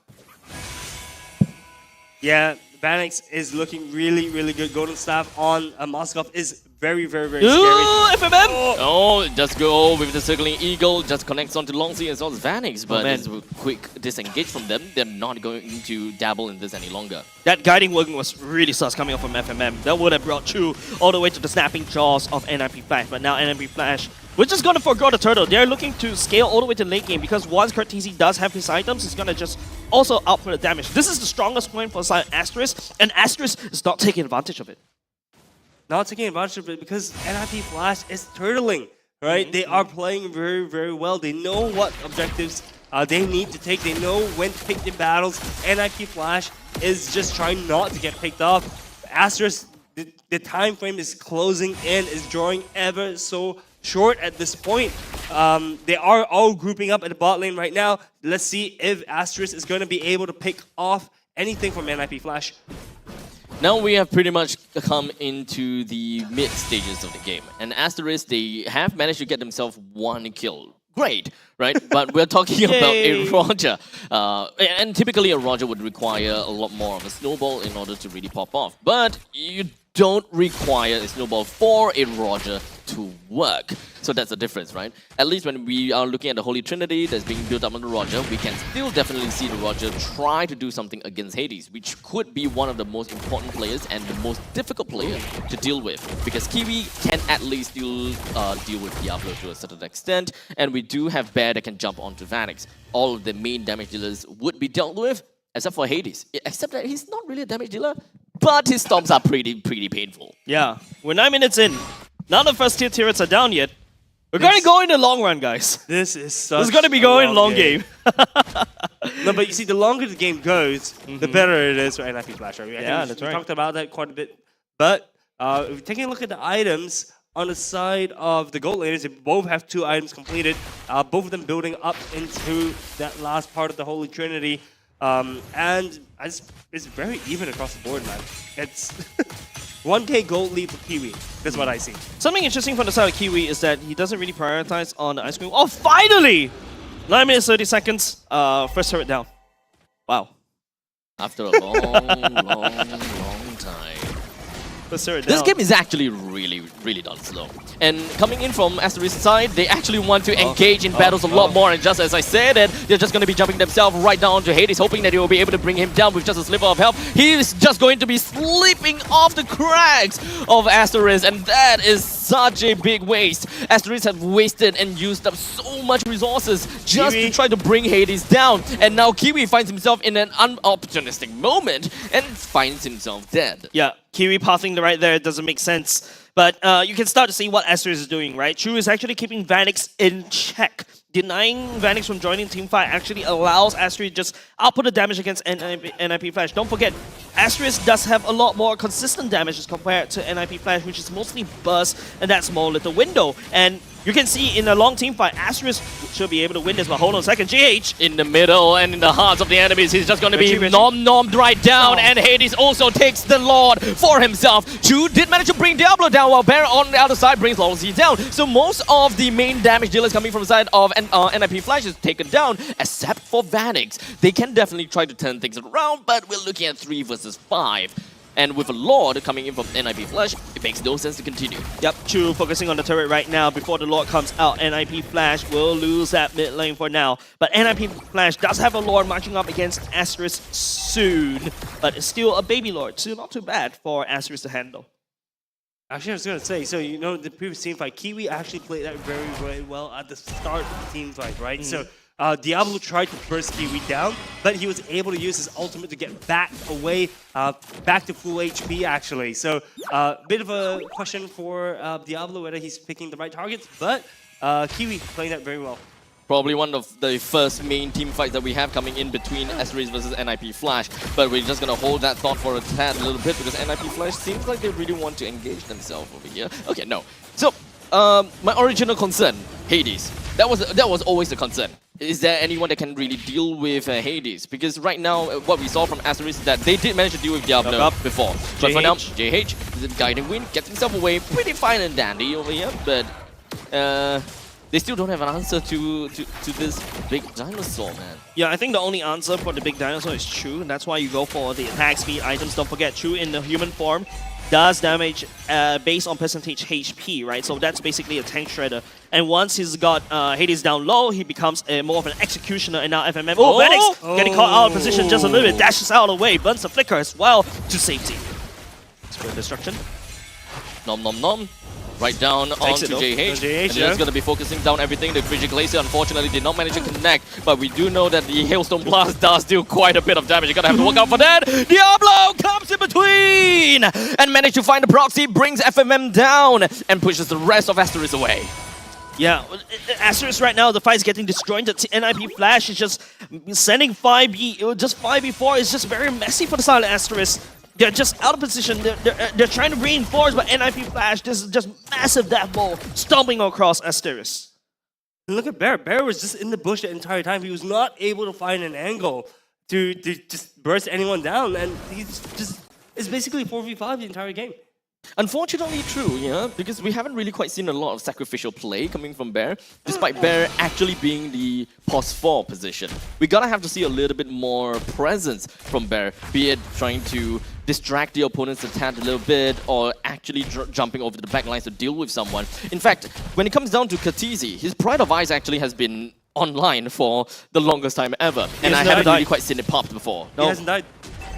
Not even theoretically, he hasn't died. Yeah. You know, Cortese's positioning has been immaculate so far. You know, Aurora does not have a lot of movement at all. She's just walking all the time, right? Yep. So, honestly, immaculate plays from Cortese. Positioning is absolutely key when you're picking up this hero. Yeah, so Losey is actually paying, big damage. The big move comes on with the Detonus Welcome that lands onto JH and followed it up with Losey with the Minoan's Fury that lands onto 3. He's just going to be holding on to the fort for a long period of time. And while all of that is happening, Hades focuses on the Lord, brings it down, and hoping that they will be able to bring more people down. But with a quick little Purify from Kiwi, very fast fingers. Otherwise, that could actually be his own demise. Yeah, nice. Losey is actually the MVP right here, man. NIP Flash Lozi is just denying everything that Asteris wants to do, right? As a maneuver, you can see the main 3 damage dealers constantly getting knocked up, and all of a sudden Asteris cannot play the fight. And then after that, the Lord gets taken down, whereas Bear is just trying to split push on the other side, and now NIP Flash just knocking on Asteris' doors once again. It's too little, too late, or rather, they did too little in the early game. Right now, NIP Flash, it's the late game, it is their game. 2.4k gold lead ahead at this point in time. The timeline, the lifeline for Asteris is looking really, really low at this point. A miracle needs to happen at this for Asteris to take this game. Yeah, I think a double miracle is required right now because the Lord's already clashing in on the top side. Hades just, you know, it's a 2-prong attack for the side of NIP Flash against Asteris. Bottom lane is also taken down 4-1 composition coming up on NIP Flash. They're pushing Asteris base. It's really difficult for Asteris to do anything right now. The main damage dealer being Chu, as the Roger has already lost half of his identity. The Lycanthrope is no longer a Lycan, it's just a full-blown human. But in the meantime, Vanek just going to be focusing on the turret and bring down almost immediately JH in the heart of all the battle, hoping that he'll be able to run away, but the Guiding Wind sends him off. Kiwi being left behind as Vanek just blinks himself in front to take him down almost immediately. With 2% down from the side of Asteris, Vanek wants to press the issue a little bit more with a quick little hit coming from Katizi. I believe that freeze was the frigid, it was the frigid glacier that eventually brings him down. But now JH hoping that he can taunt everyone, but wasn't able to do so. As such, we have Asteris unfortunately suffering to defeat an NIP Flash very successfully, gaining 2 wins. All right, another day in the office with the side of NIP Flash, but kudos over the side of Asteris for trying right there. But I would say NIP Flash, MVP goes to Lozi, man. The amount of Minotaur, he's just making sure that he always knocked up at least 1 or 2 members, and sometimes those 2 members that he knocked up are the damage dealers. He burns the flicker just to make sure that he's unable to step in, just zones everybody away. Man, NIP Flash, this probably is the prime. They are looking incredibly strong at this point in time, you know, and as you said, Lozi on the Minotaur is a scary statue. Yep. Right? He just stands there and he's like, come close, I dare you. I dare you to come close. Yeah, literally. Come close, engage on me, please. Please, I don't need to... Have you seen, like, I don't think from this particular series, you don't really see Lozi actually using the Flicker ultimate. It's mostly Asteris jumping onto Lozi, thinking that they have enough damage to deal with Lozi, but turns out Lozi just knocks everybody up in the air, and then Vanek just comes in for the clear. I mean, it's a pity, right? Because that is quite literally what Asteris is supposed to do. That's right. That is their win condition. They're supposed to jump. But because of the fact that we have, well, NIP Flash's draft being set that way, it's actually very difficult for them to actually do anything. Because of the fact that, number one, Roger doesn't have enough farm. They don't have enough resource that actually pour over to the gold lane in the early stages in order to have a proper answer to the mid stages and the late stages of the game, which I would say is just a missed opportunity as to where they invest their resources in. The team composition that they picked, right, was supposed to be really aggressive. And honestly speaking, we did not see that kind of aggressive plays coming out from the side of Asteris. It's, honestly speaking, we also didn't really see them being very aggressive in the regular season. So picking this team composition, going against Team Flash, I expected to see a bit more. Yeah, like I said, Team NIP Flash just literally maxed out the defense. This is a very defensive comp that deals with any dive composition that Asteris wants to do, right? Basically, even in game number 1, that's the exact same thing they did. But ladies and gents, we talk about the MVP just now. I kind of teased a little bit, but let's take a look at the official MVP. Yep, there we go. Yep, there we go. There we go. I mean, is it really debatable? Is it really debatable? Because, like, Vanek just does marksman stuff. Yeah. Right? Just let him do his stuff. Not only just that, but we need the setup. Yeah, Curtizi is also safe in the circle, right? As long as you stand in the circle that Lozi provides, he protects. And he knocks people up, and he attacks. He protects so that they cannot attack. Yeah. That's one way to put it as a Singaporean. But anyways, take a look at the kill participation, 66%. But I think it's not about the stats that he did, it's about his playstyle all across not only just this particular game, but of course this throughout this particular series, Kwa. Someone mentioned that playing Minotaur is super easy, right? Who was that? I think it's like Nick Stain. Yeah, I think it was Nick Stain. Yeah, only plays Minotaur. Nick Stain plays Minotaur, and Lozi says that, yeah... he can only... Oh, yeah. So this is kind of like his rebuttal. Exactly. I mean, it only makes sense if they actually go up against Vanguard. Which... And that happens. I don't think it's going to happen, right? I don't think it's going to happen. Well, speaking of which, Minotaur, I think really great pick. Both games we saw Lawsy playing Minotaur at his peak, right? By just being a statue. I mean, is he really a statue? Okay. Yeah, right? Because he's just waiting there, like I said. And honestly, Minotaur players, I think this shows that you don't have to take that flicker aggressive playstyle that you see a lot of Minotaurs playing around. Sometimes all you need to do is just stand around your team, make sure... be patient. Correct, to be patient, you know. But we will go into the mic check to see what the team comms are going to be like in the first week. No slam, helping AD. Nice guys. Nice one. Low, we still got turtle guys. Nice guys. Kadita nothing. Nice. You guys here. Slowly. Hey guys, about No flicker. Nice. Hey guys, I got guys. Okay. I give you vision. Yeah, and you know we talk about how Lawsy just needs to. It's just the fundamentals, right? And I really love to see how NIP Flash is doing this. But Asteris, on the other hand, you know, they have to go to senior. They're not on the competition just yet. They're not on MPL Singapore just yet. They have to go down to lower brackets, and they'll be facing the original Titan Slayers. They're going up against Evil, right? That's right. I mean, we have seen how Evil played in the regular season, right? It's not all that promising. But it's playoffs. It's playoff Evil. It's Evil's playground. Yeah, do you know the meme about the Shiba? The one with the big buff Shiba, and then there's a small little Shiba? Yeah. You know that meme? Yeah, I know the meme. Evil in regular season, and then Evil in playoffs. Big buff boy. Yeah, a big buffy boy. Just like powerful? Yeah, he is. I was just interviewing him, and his shoulders are super wide. He struggles to fit in the his shoulders are actually broad as hell. Yes, like it shows the amount of responsibility that he's holding on. But let's talk about Team Flash performing to AT. It's just basically this is their identity, right? They're still sticking to it. And we remember we asked about whether this is the actual lineup of Team Flash, because right now it's just we're picking between JPL and Lawsy. But it feels like Lawsy is starting to feel like the perfect fit for Team Flash. You really think so? I mean, Diablo used to play with Lawsy. Lawsy was in the previous season playing together with Vanix, and you can see the romance starting to form between the Rome and Goat. And when you get that duo going, man, it just starts to go. I mean, have you considered that Puski being in the composition being a very strong EXP laner as well, who plays very strong meta heroes? So basically they are able to change their win condition, or rather who they will want to play around with a simple switch of one player. And that way that their playstyle is completely different. And if you add JPL in there, who is very calm, collected, and he knows exactly when he wants to jump, albeit a lot less aggressive than Lawsy, but I'm pretty sure that when they want to do things right, they will do things right with the JPL and Puski combo. Look, I think regardless of who is playing on the side of it's NIP Flash! Yeah, I love the flexibility coming off an NIP Flash, right? But yeah, I'm just really plugs and play. But yeah, sorry.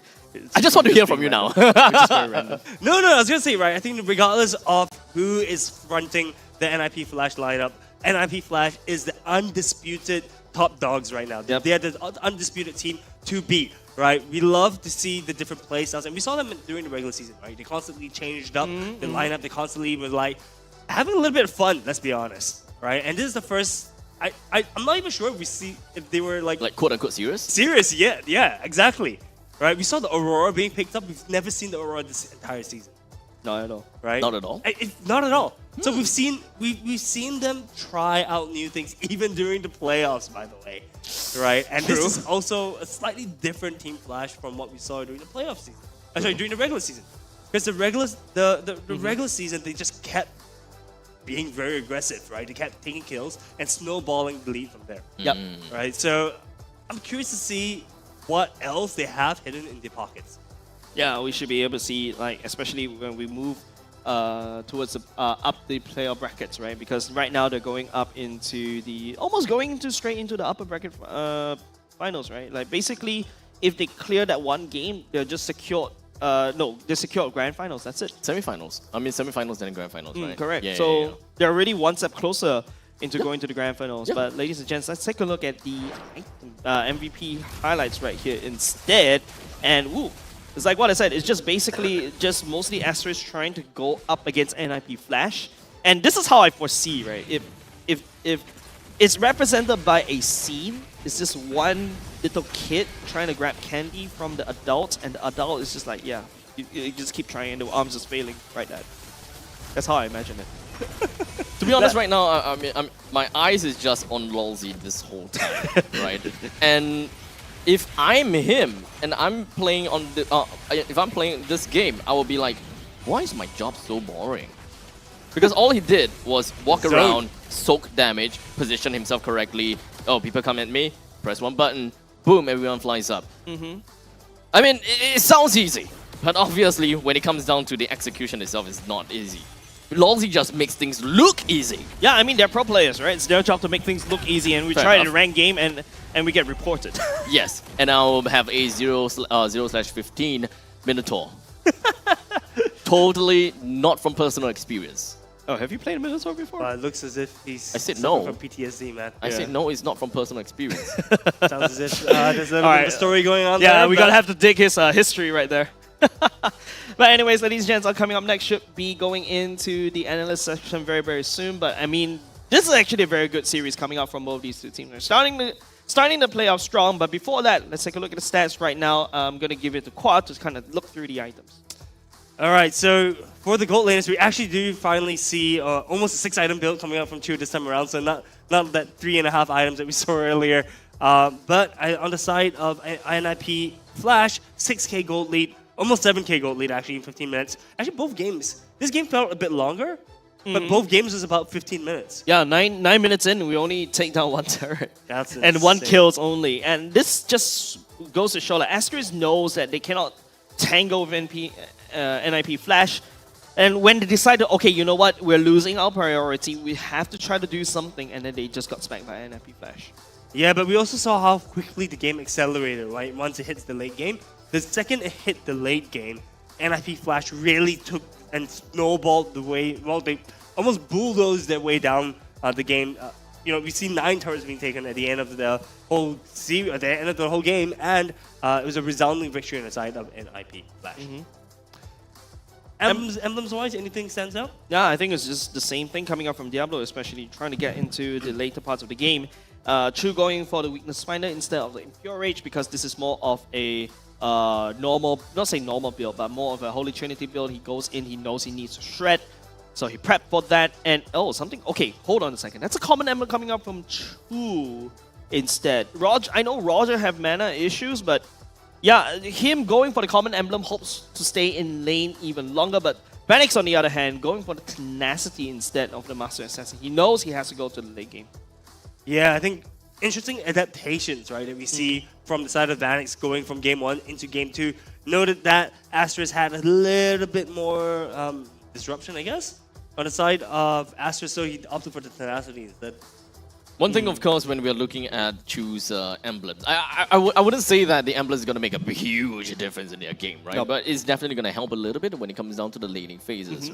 I would definitely say that the mana regeneration from the common emblem is not really quite necessary, or rather, it's not for the Roger, not quite necessary. Not quite necessary. It doesn't really quite translate well in terms of value, at least for me. Correct. And to further cement that is that when it comes down to the late stages of the game, since we already know that Chu doesn't really do so well in the early stages, you don't get to transform that much. The lycanthrope is just a lycanthrope without a lycan, right? Yeah. So it's just a human holding a big gun.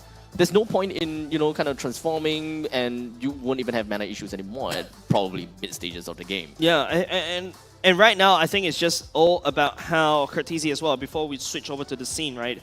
Courtesy goes for the Witness Blessing and also movement. He wants to be able to catch up together with Hades and also Lolzy in terms of these roaming trio, supporting on the side lanes. But let's take a look at also the damage dealt. In fact, Asteris did more damage as compared to NIP Flash. This is basically just an epitome of saying like, minimum effort, maximum wins. That's true. You know, Max, I was going to point out, right, that I think most of the damage did come from Kiwi. Kiwi, with her, with the bombs, is just carpet bombing the entire team, but they weren't able to finish up, right? Chu was not able to turn into a Lycan and clean up on Isle NIP Flash because he wasn't allowed to go in. Lolzy was there once again, being that barricade, being the zone control which NIP Flash needed to have. And even though Asteris had more damage, it's just unfortunate that they weren't able to clean up. Yeah, and not only just that, I think the big, I think the whole theme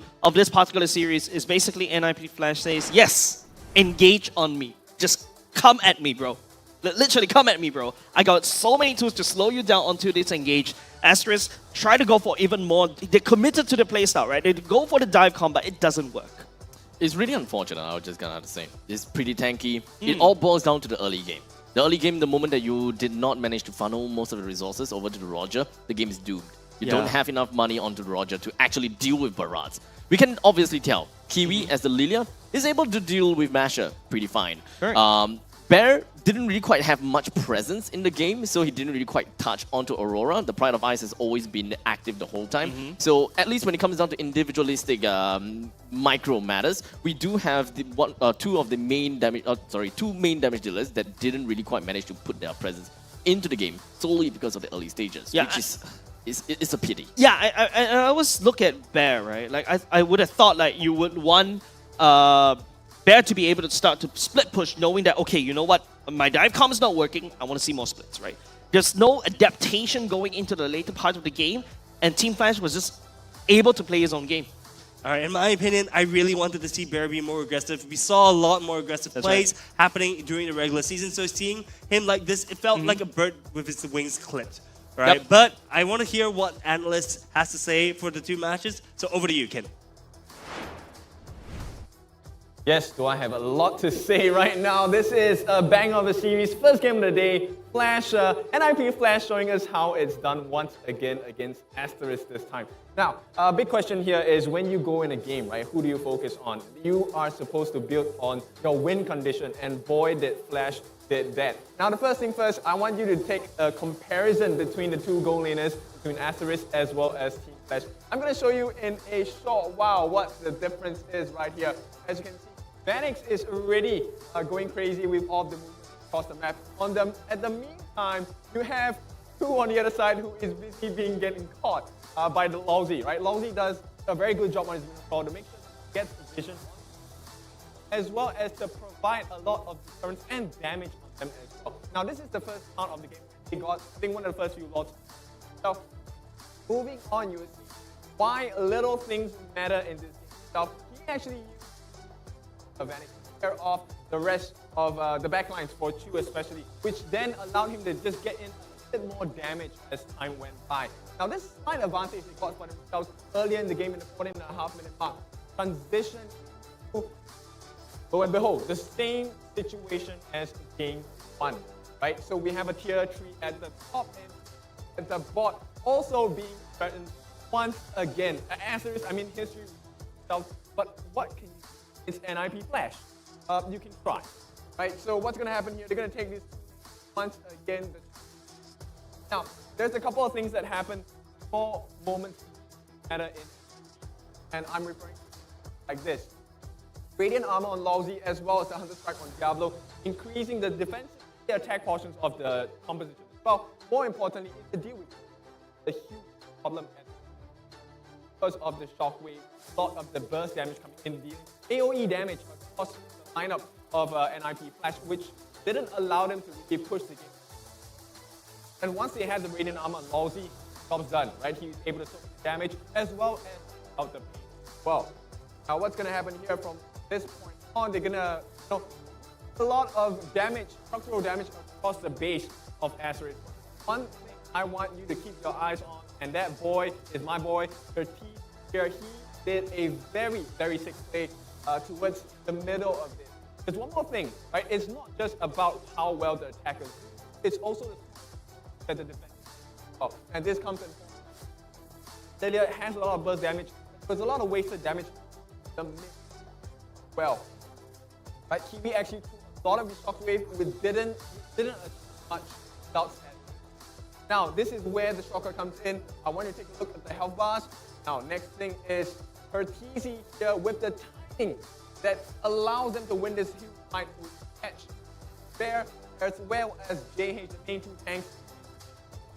And once you have the 2 tanks dead, it is just Vanix day all day long, and the rest is history. This is going to be first game of the day for the playoffs itself. Now, this is all I have for you. NIP Flash, what a performance today. We will see what's coming up next for the rest of the day. Back to you, Shan. Thank you so much, Teacher Kin, for that wonderful analysis. Now, I have Adamir now beside me. Now, we're very excited because Adamir definitely was one of the key stars of the show when it comes to MPL SG. And now you have transitioned to coach. Okay, so let's start off with, what do you think of the draft when it comes to Asteris earlier?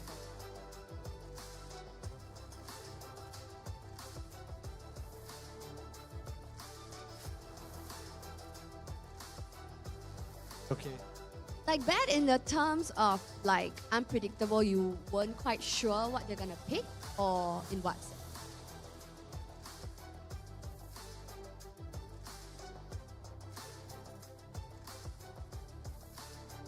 Right, but of course they're not to be undermined as well, because even being a qualifying team, they have made remarkable, performances, making it to the upper brackets at 4th position. So with that, what do you have to say, or how did you guys approach this game, not knowing much about this brand new qualifying team? Came into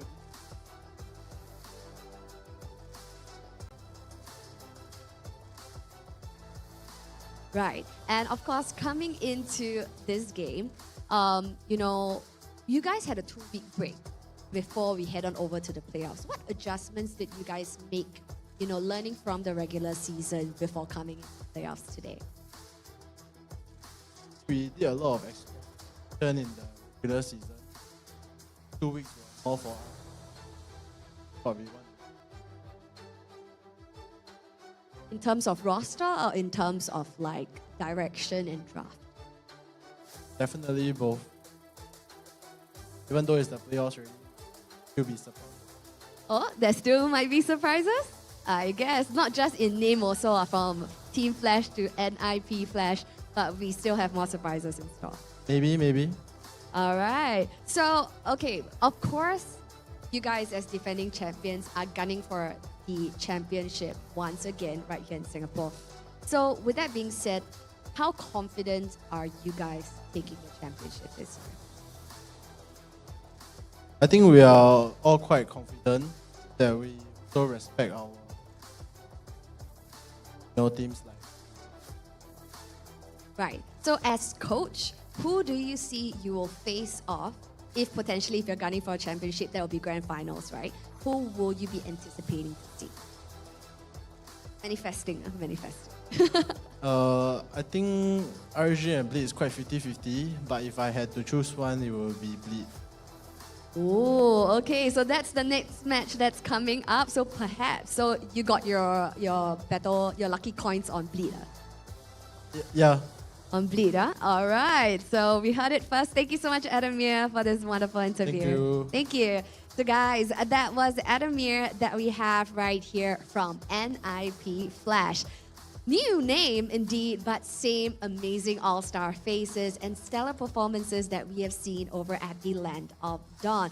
Now, with the conclusion of this match, we see Asteris dropping to the lower brackets where they will meet Team Evil, and this will be happening, match 3 of the day happening at 3 p.m. But before we jump to match 3, the match that's going to come up next happening at 12:30 p.m., it's going to be a bloodbath, friends. A bloodbath battle where we see the likes of Bleed Esports going up against RSG SG. Now, which side will this go to? We really don't know, because based on statistics and data in the regular seasons, they're just 1 point apart. So stick around and join us for the bloodbath battle happening at 12:30 p.m.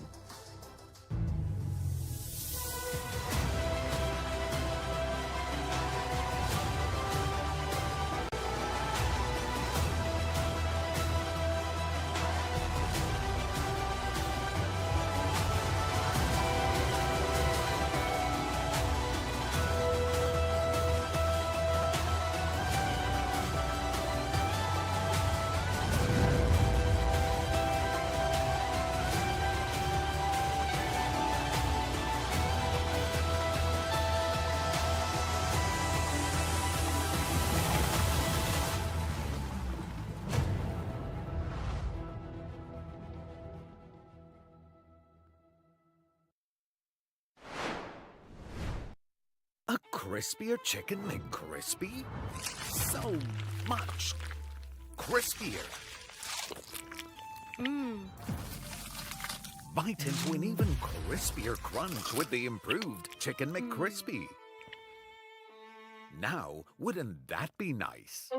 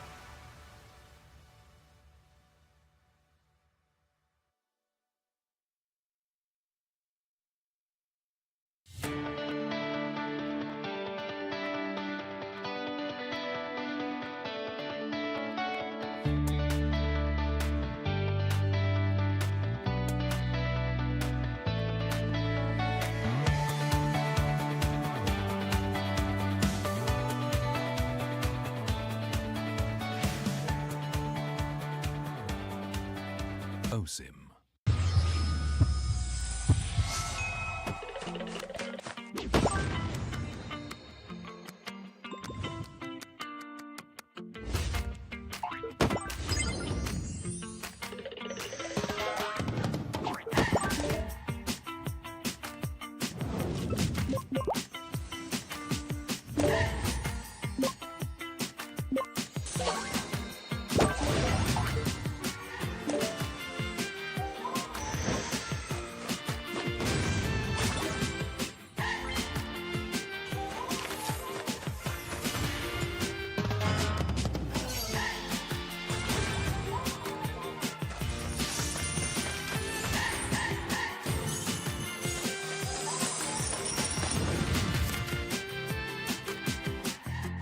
Or get arrested.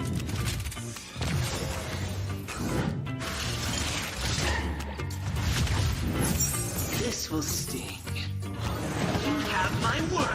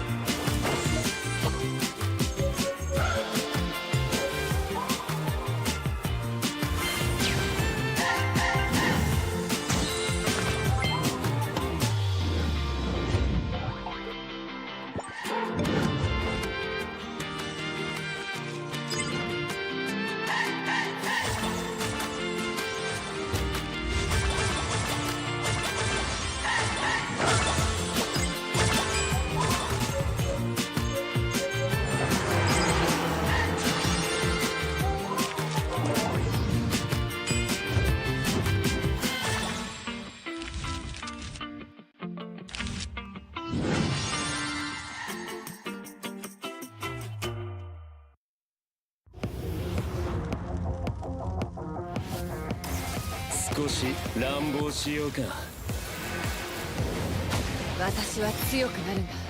そのためなら何だって。自分の良心に従って人を助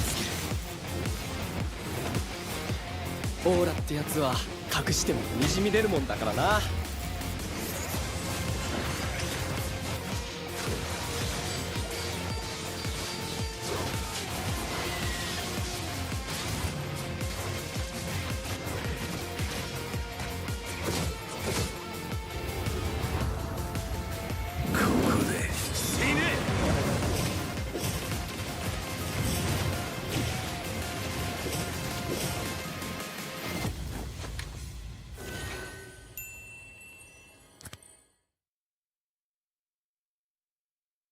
Who is the best looking player in MPL SG? Oh wait. I know. I know. No, I know this one is the goat. Oh, this is the goat.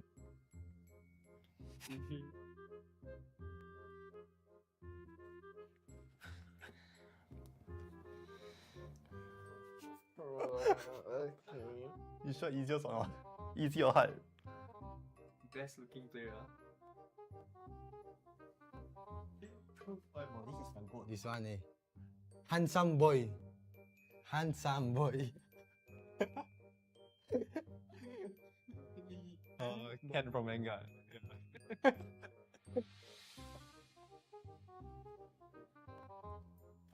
think we're getting some.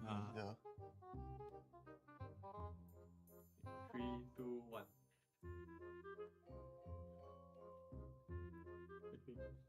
3, 2, 1.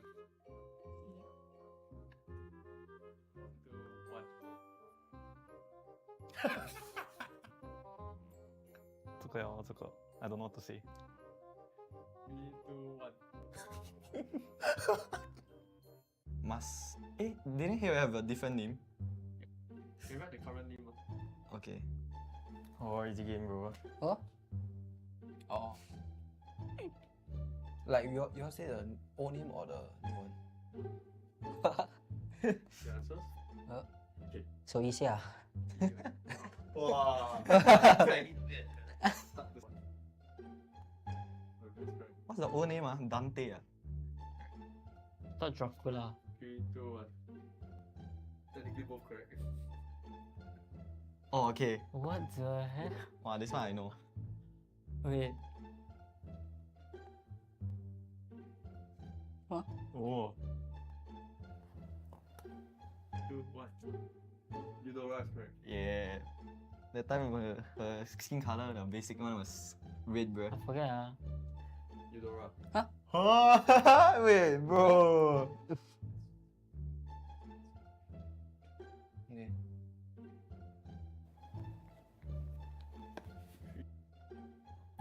The picture can explode.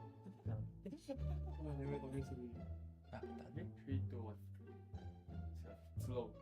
Oh yeah, I was thinking of this skin, bro. But then I'm like, look like a girl skin. But it's veiled because of the wind.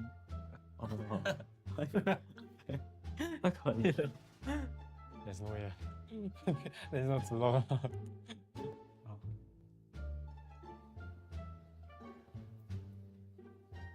Yeah, mage. Oh wait. Oh, I know. Should be this one. I hate this hero, bro. I got my answer. Okay. Ah. Okay. Huh?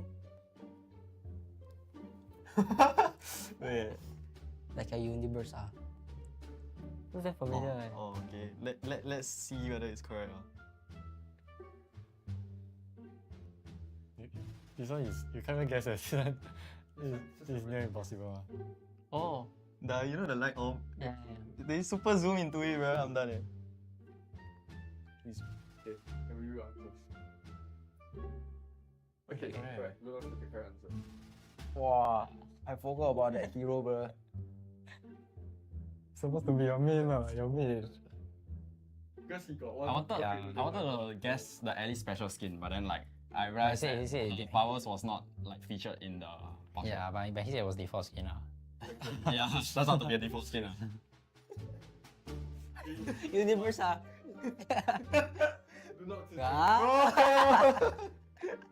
Bro, I thought it's Cyclops. See, bro. Oh, Deluxe. Okay. The first player to guess blue, I don't think guess blue. Because of the yellow skin, right? Oh. Why you don't know? Yeah, you're not me. A crispier chicken McCrispy? So much crispier. Bite into an even crispier crunch with the improved Chicken McCrispy. Now, wouldn't that be nice?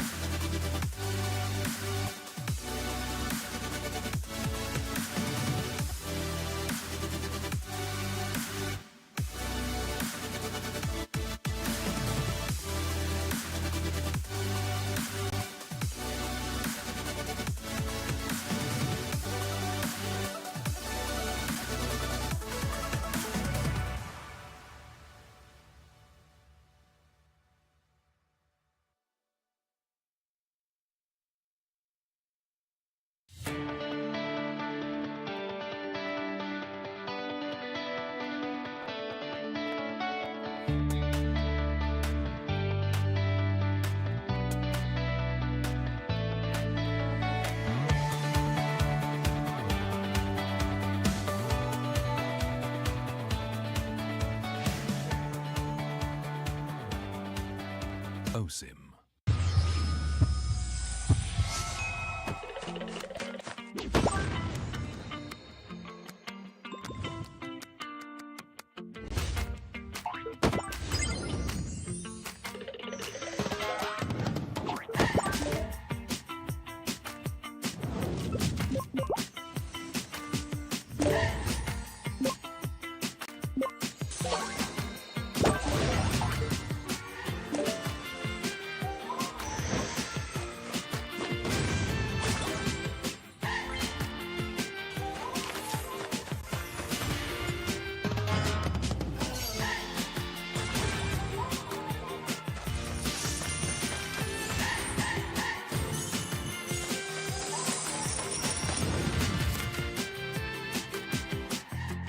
Or get arrested.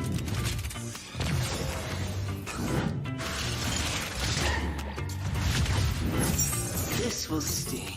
You have my word.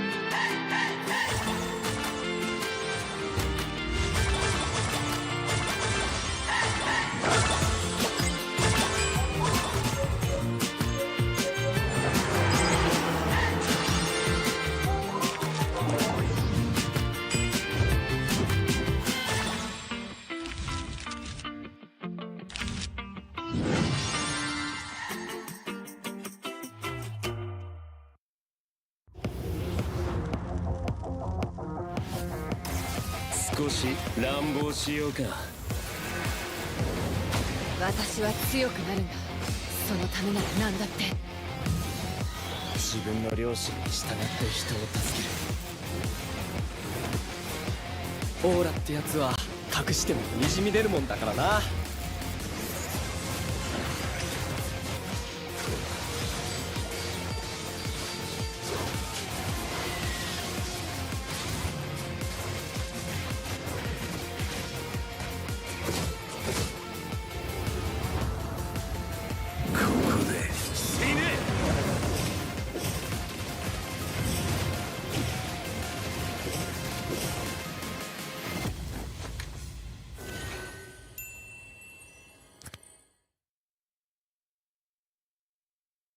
Who is the best looking player in MPL SG? Oh wait. I know. I know. No, I know this one is the goat. Oh, this is the goat.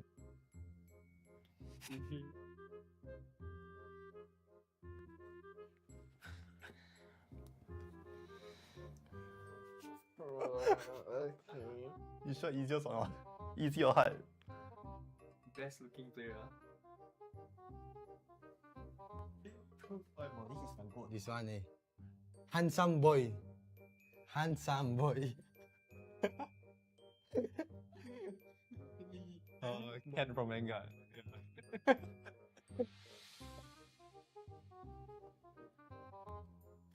think we're getting simple. Yeah. 3, 2, 1. Okay. 3, 2, 1.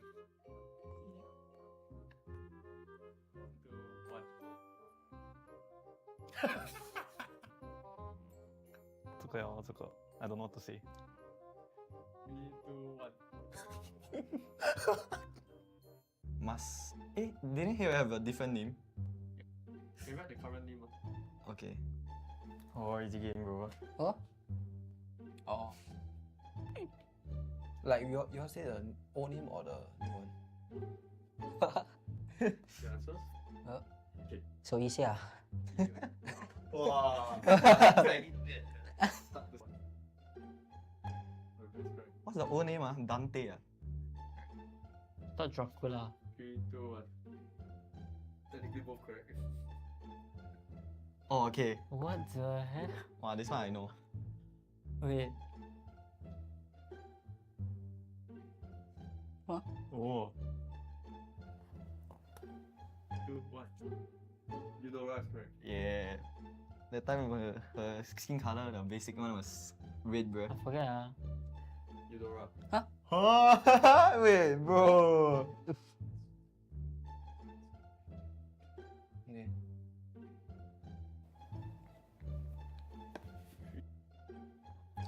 Tapi je kan exo.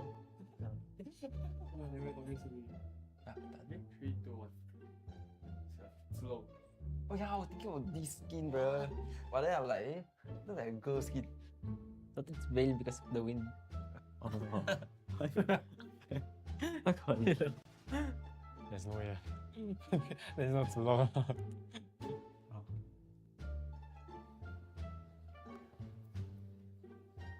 Yeah, mage. Oh wait. Oh, I know. Should be this one. I hate this hero, bro. I got an answer. Okay. Ah. Okay. Huh? Wait. Like a universe ah. Looks like familiar. Oh, okay. Let's see whether it's correct. This one is, you can't even guess it. This is near impossible. Oh. You know the light bulb? Yeah. They super zoom into it, bro. I'm done. Please. Okay. Can we read answers? Okay, correct. We'll look at the correct answer. Wow. I forgot about that hero, bro. Supposed to be your main, your main. Because he got one. I wanted to guess the Ellie special skin, but then like I realized that Qualifiers was not like featured in the box. Yeah, but he said it was default skin ah. Yeah, that's not to be a default skin. Universe ah.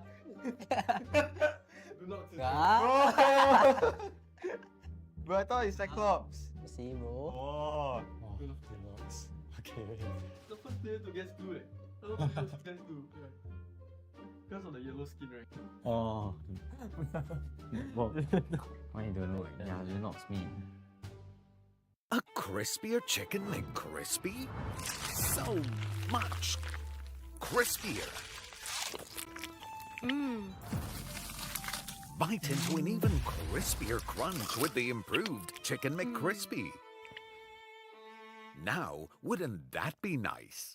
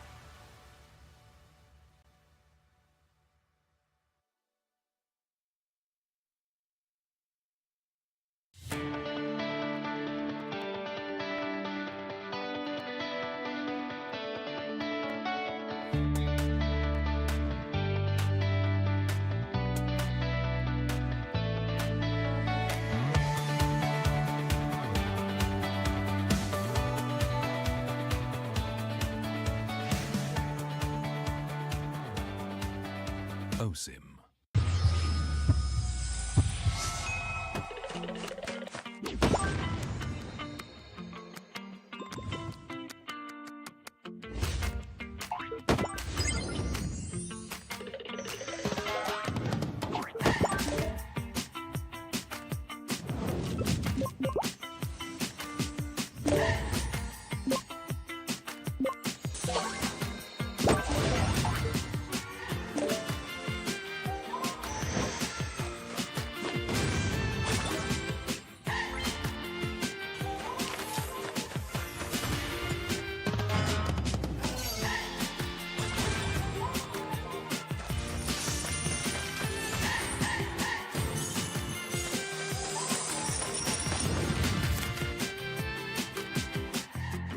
Or get arrested.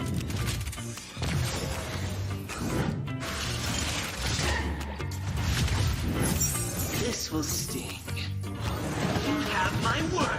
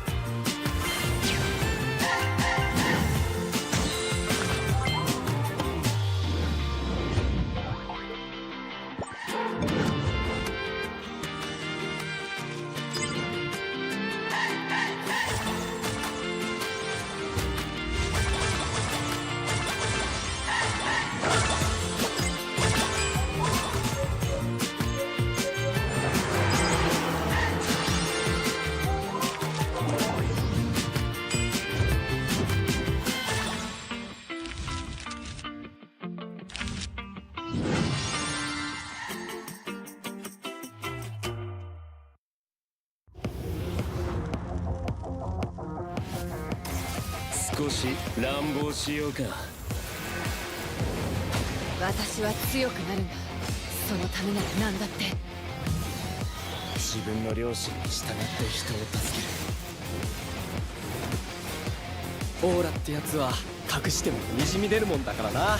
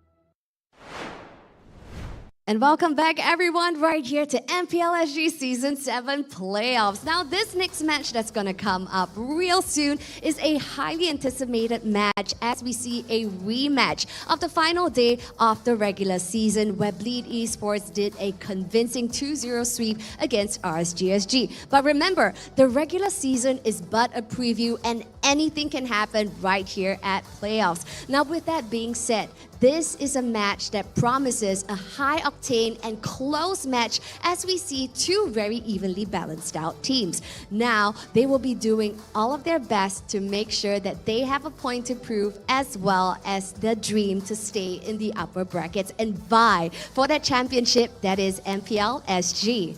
So yes, ladies and gentlemen, let the bloodbath battle begin. First, presenting to you our wonderful team of Bleed Esports.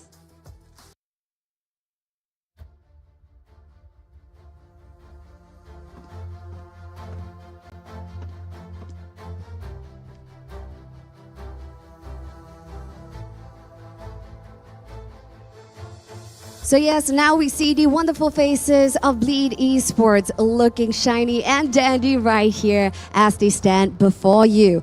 Now, they are going to give everything they can to stay in the upper brackets to hopefully have a shot against our defending champions of RNIP Flash. Now going up against Bleed Esports, presenting to you RSG SG.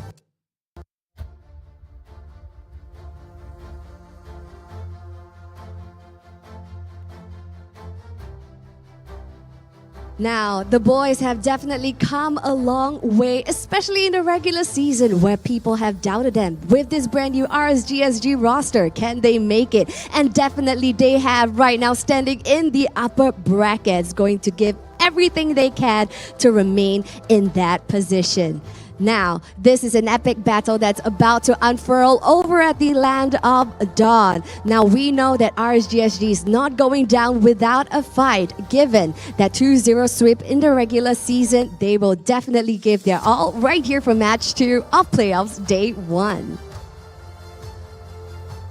Now, the boys are getting ready to head on over to the battle stations. Now, anything can happen right here at this game, honestly, as these two teams are really evened out in terms of all of their positions. So, what will happen in this bloodbath battle?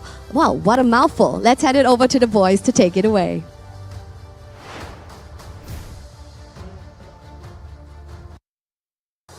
Yeah, ladies and gents, welcome once again. This is the original El Clasico of MPL Singapore. My name is Jay. Joining me right here on the desk is Abstract and also Qual. We'll be bringing you this particular series, and it is going to be Bleed going up against RSG. You're so mean. Why am I mean? We'll move on from that one. Am I mean? Yeah, you're mean. You're horrible, man. No, horrible, I'm just adding on. horrible man. I'm just adding on. Horrible. My vegetable? Absolutely horrible vegetable. Anyways, okay, let's talk about this particular match, right? Okay, if you guys have been following MPL Singapore for a long time, all the way back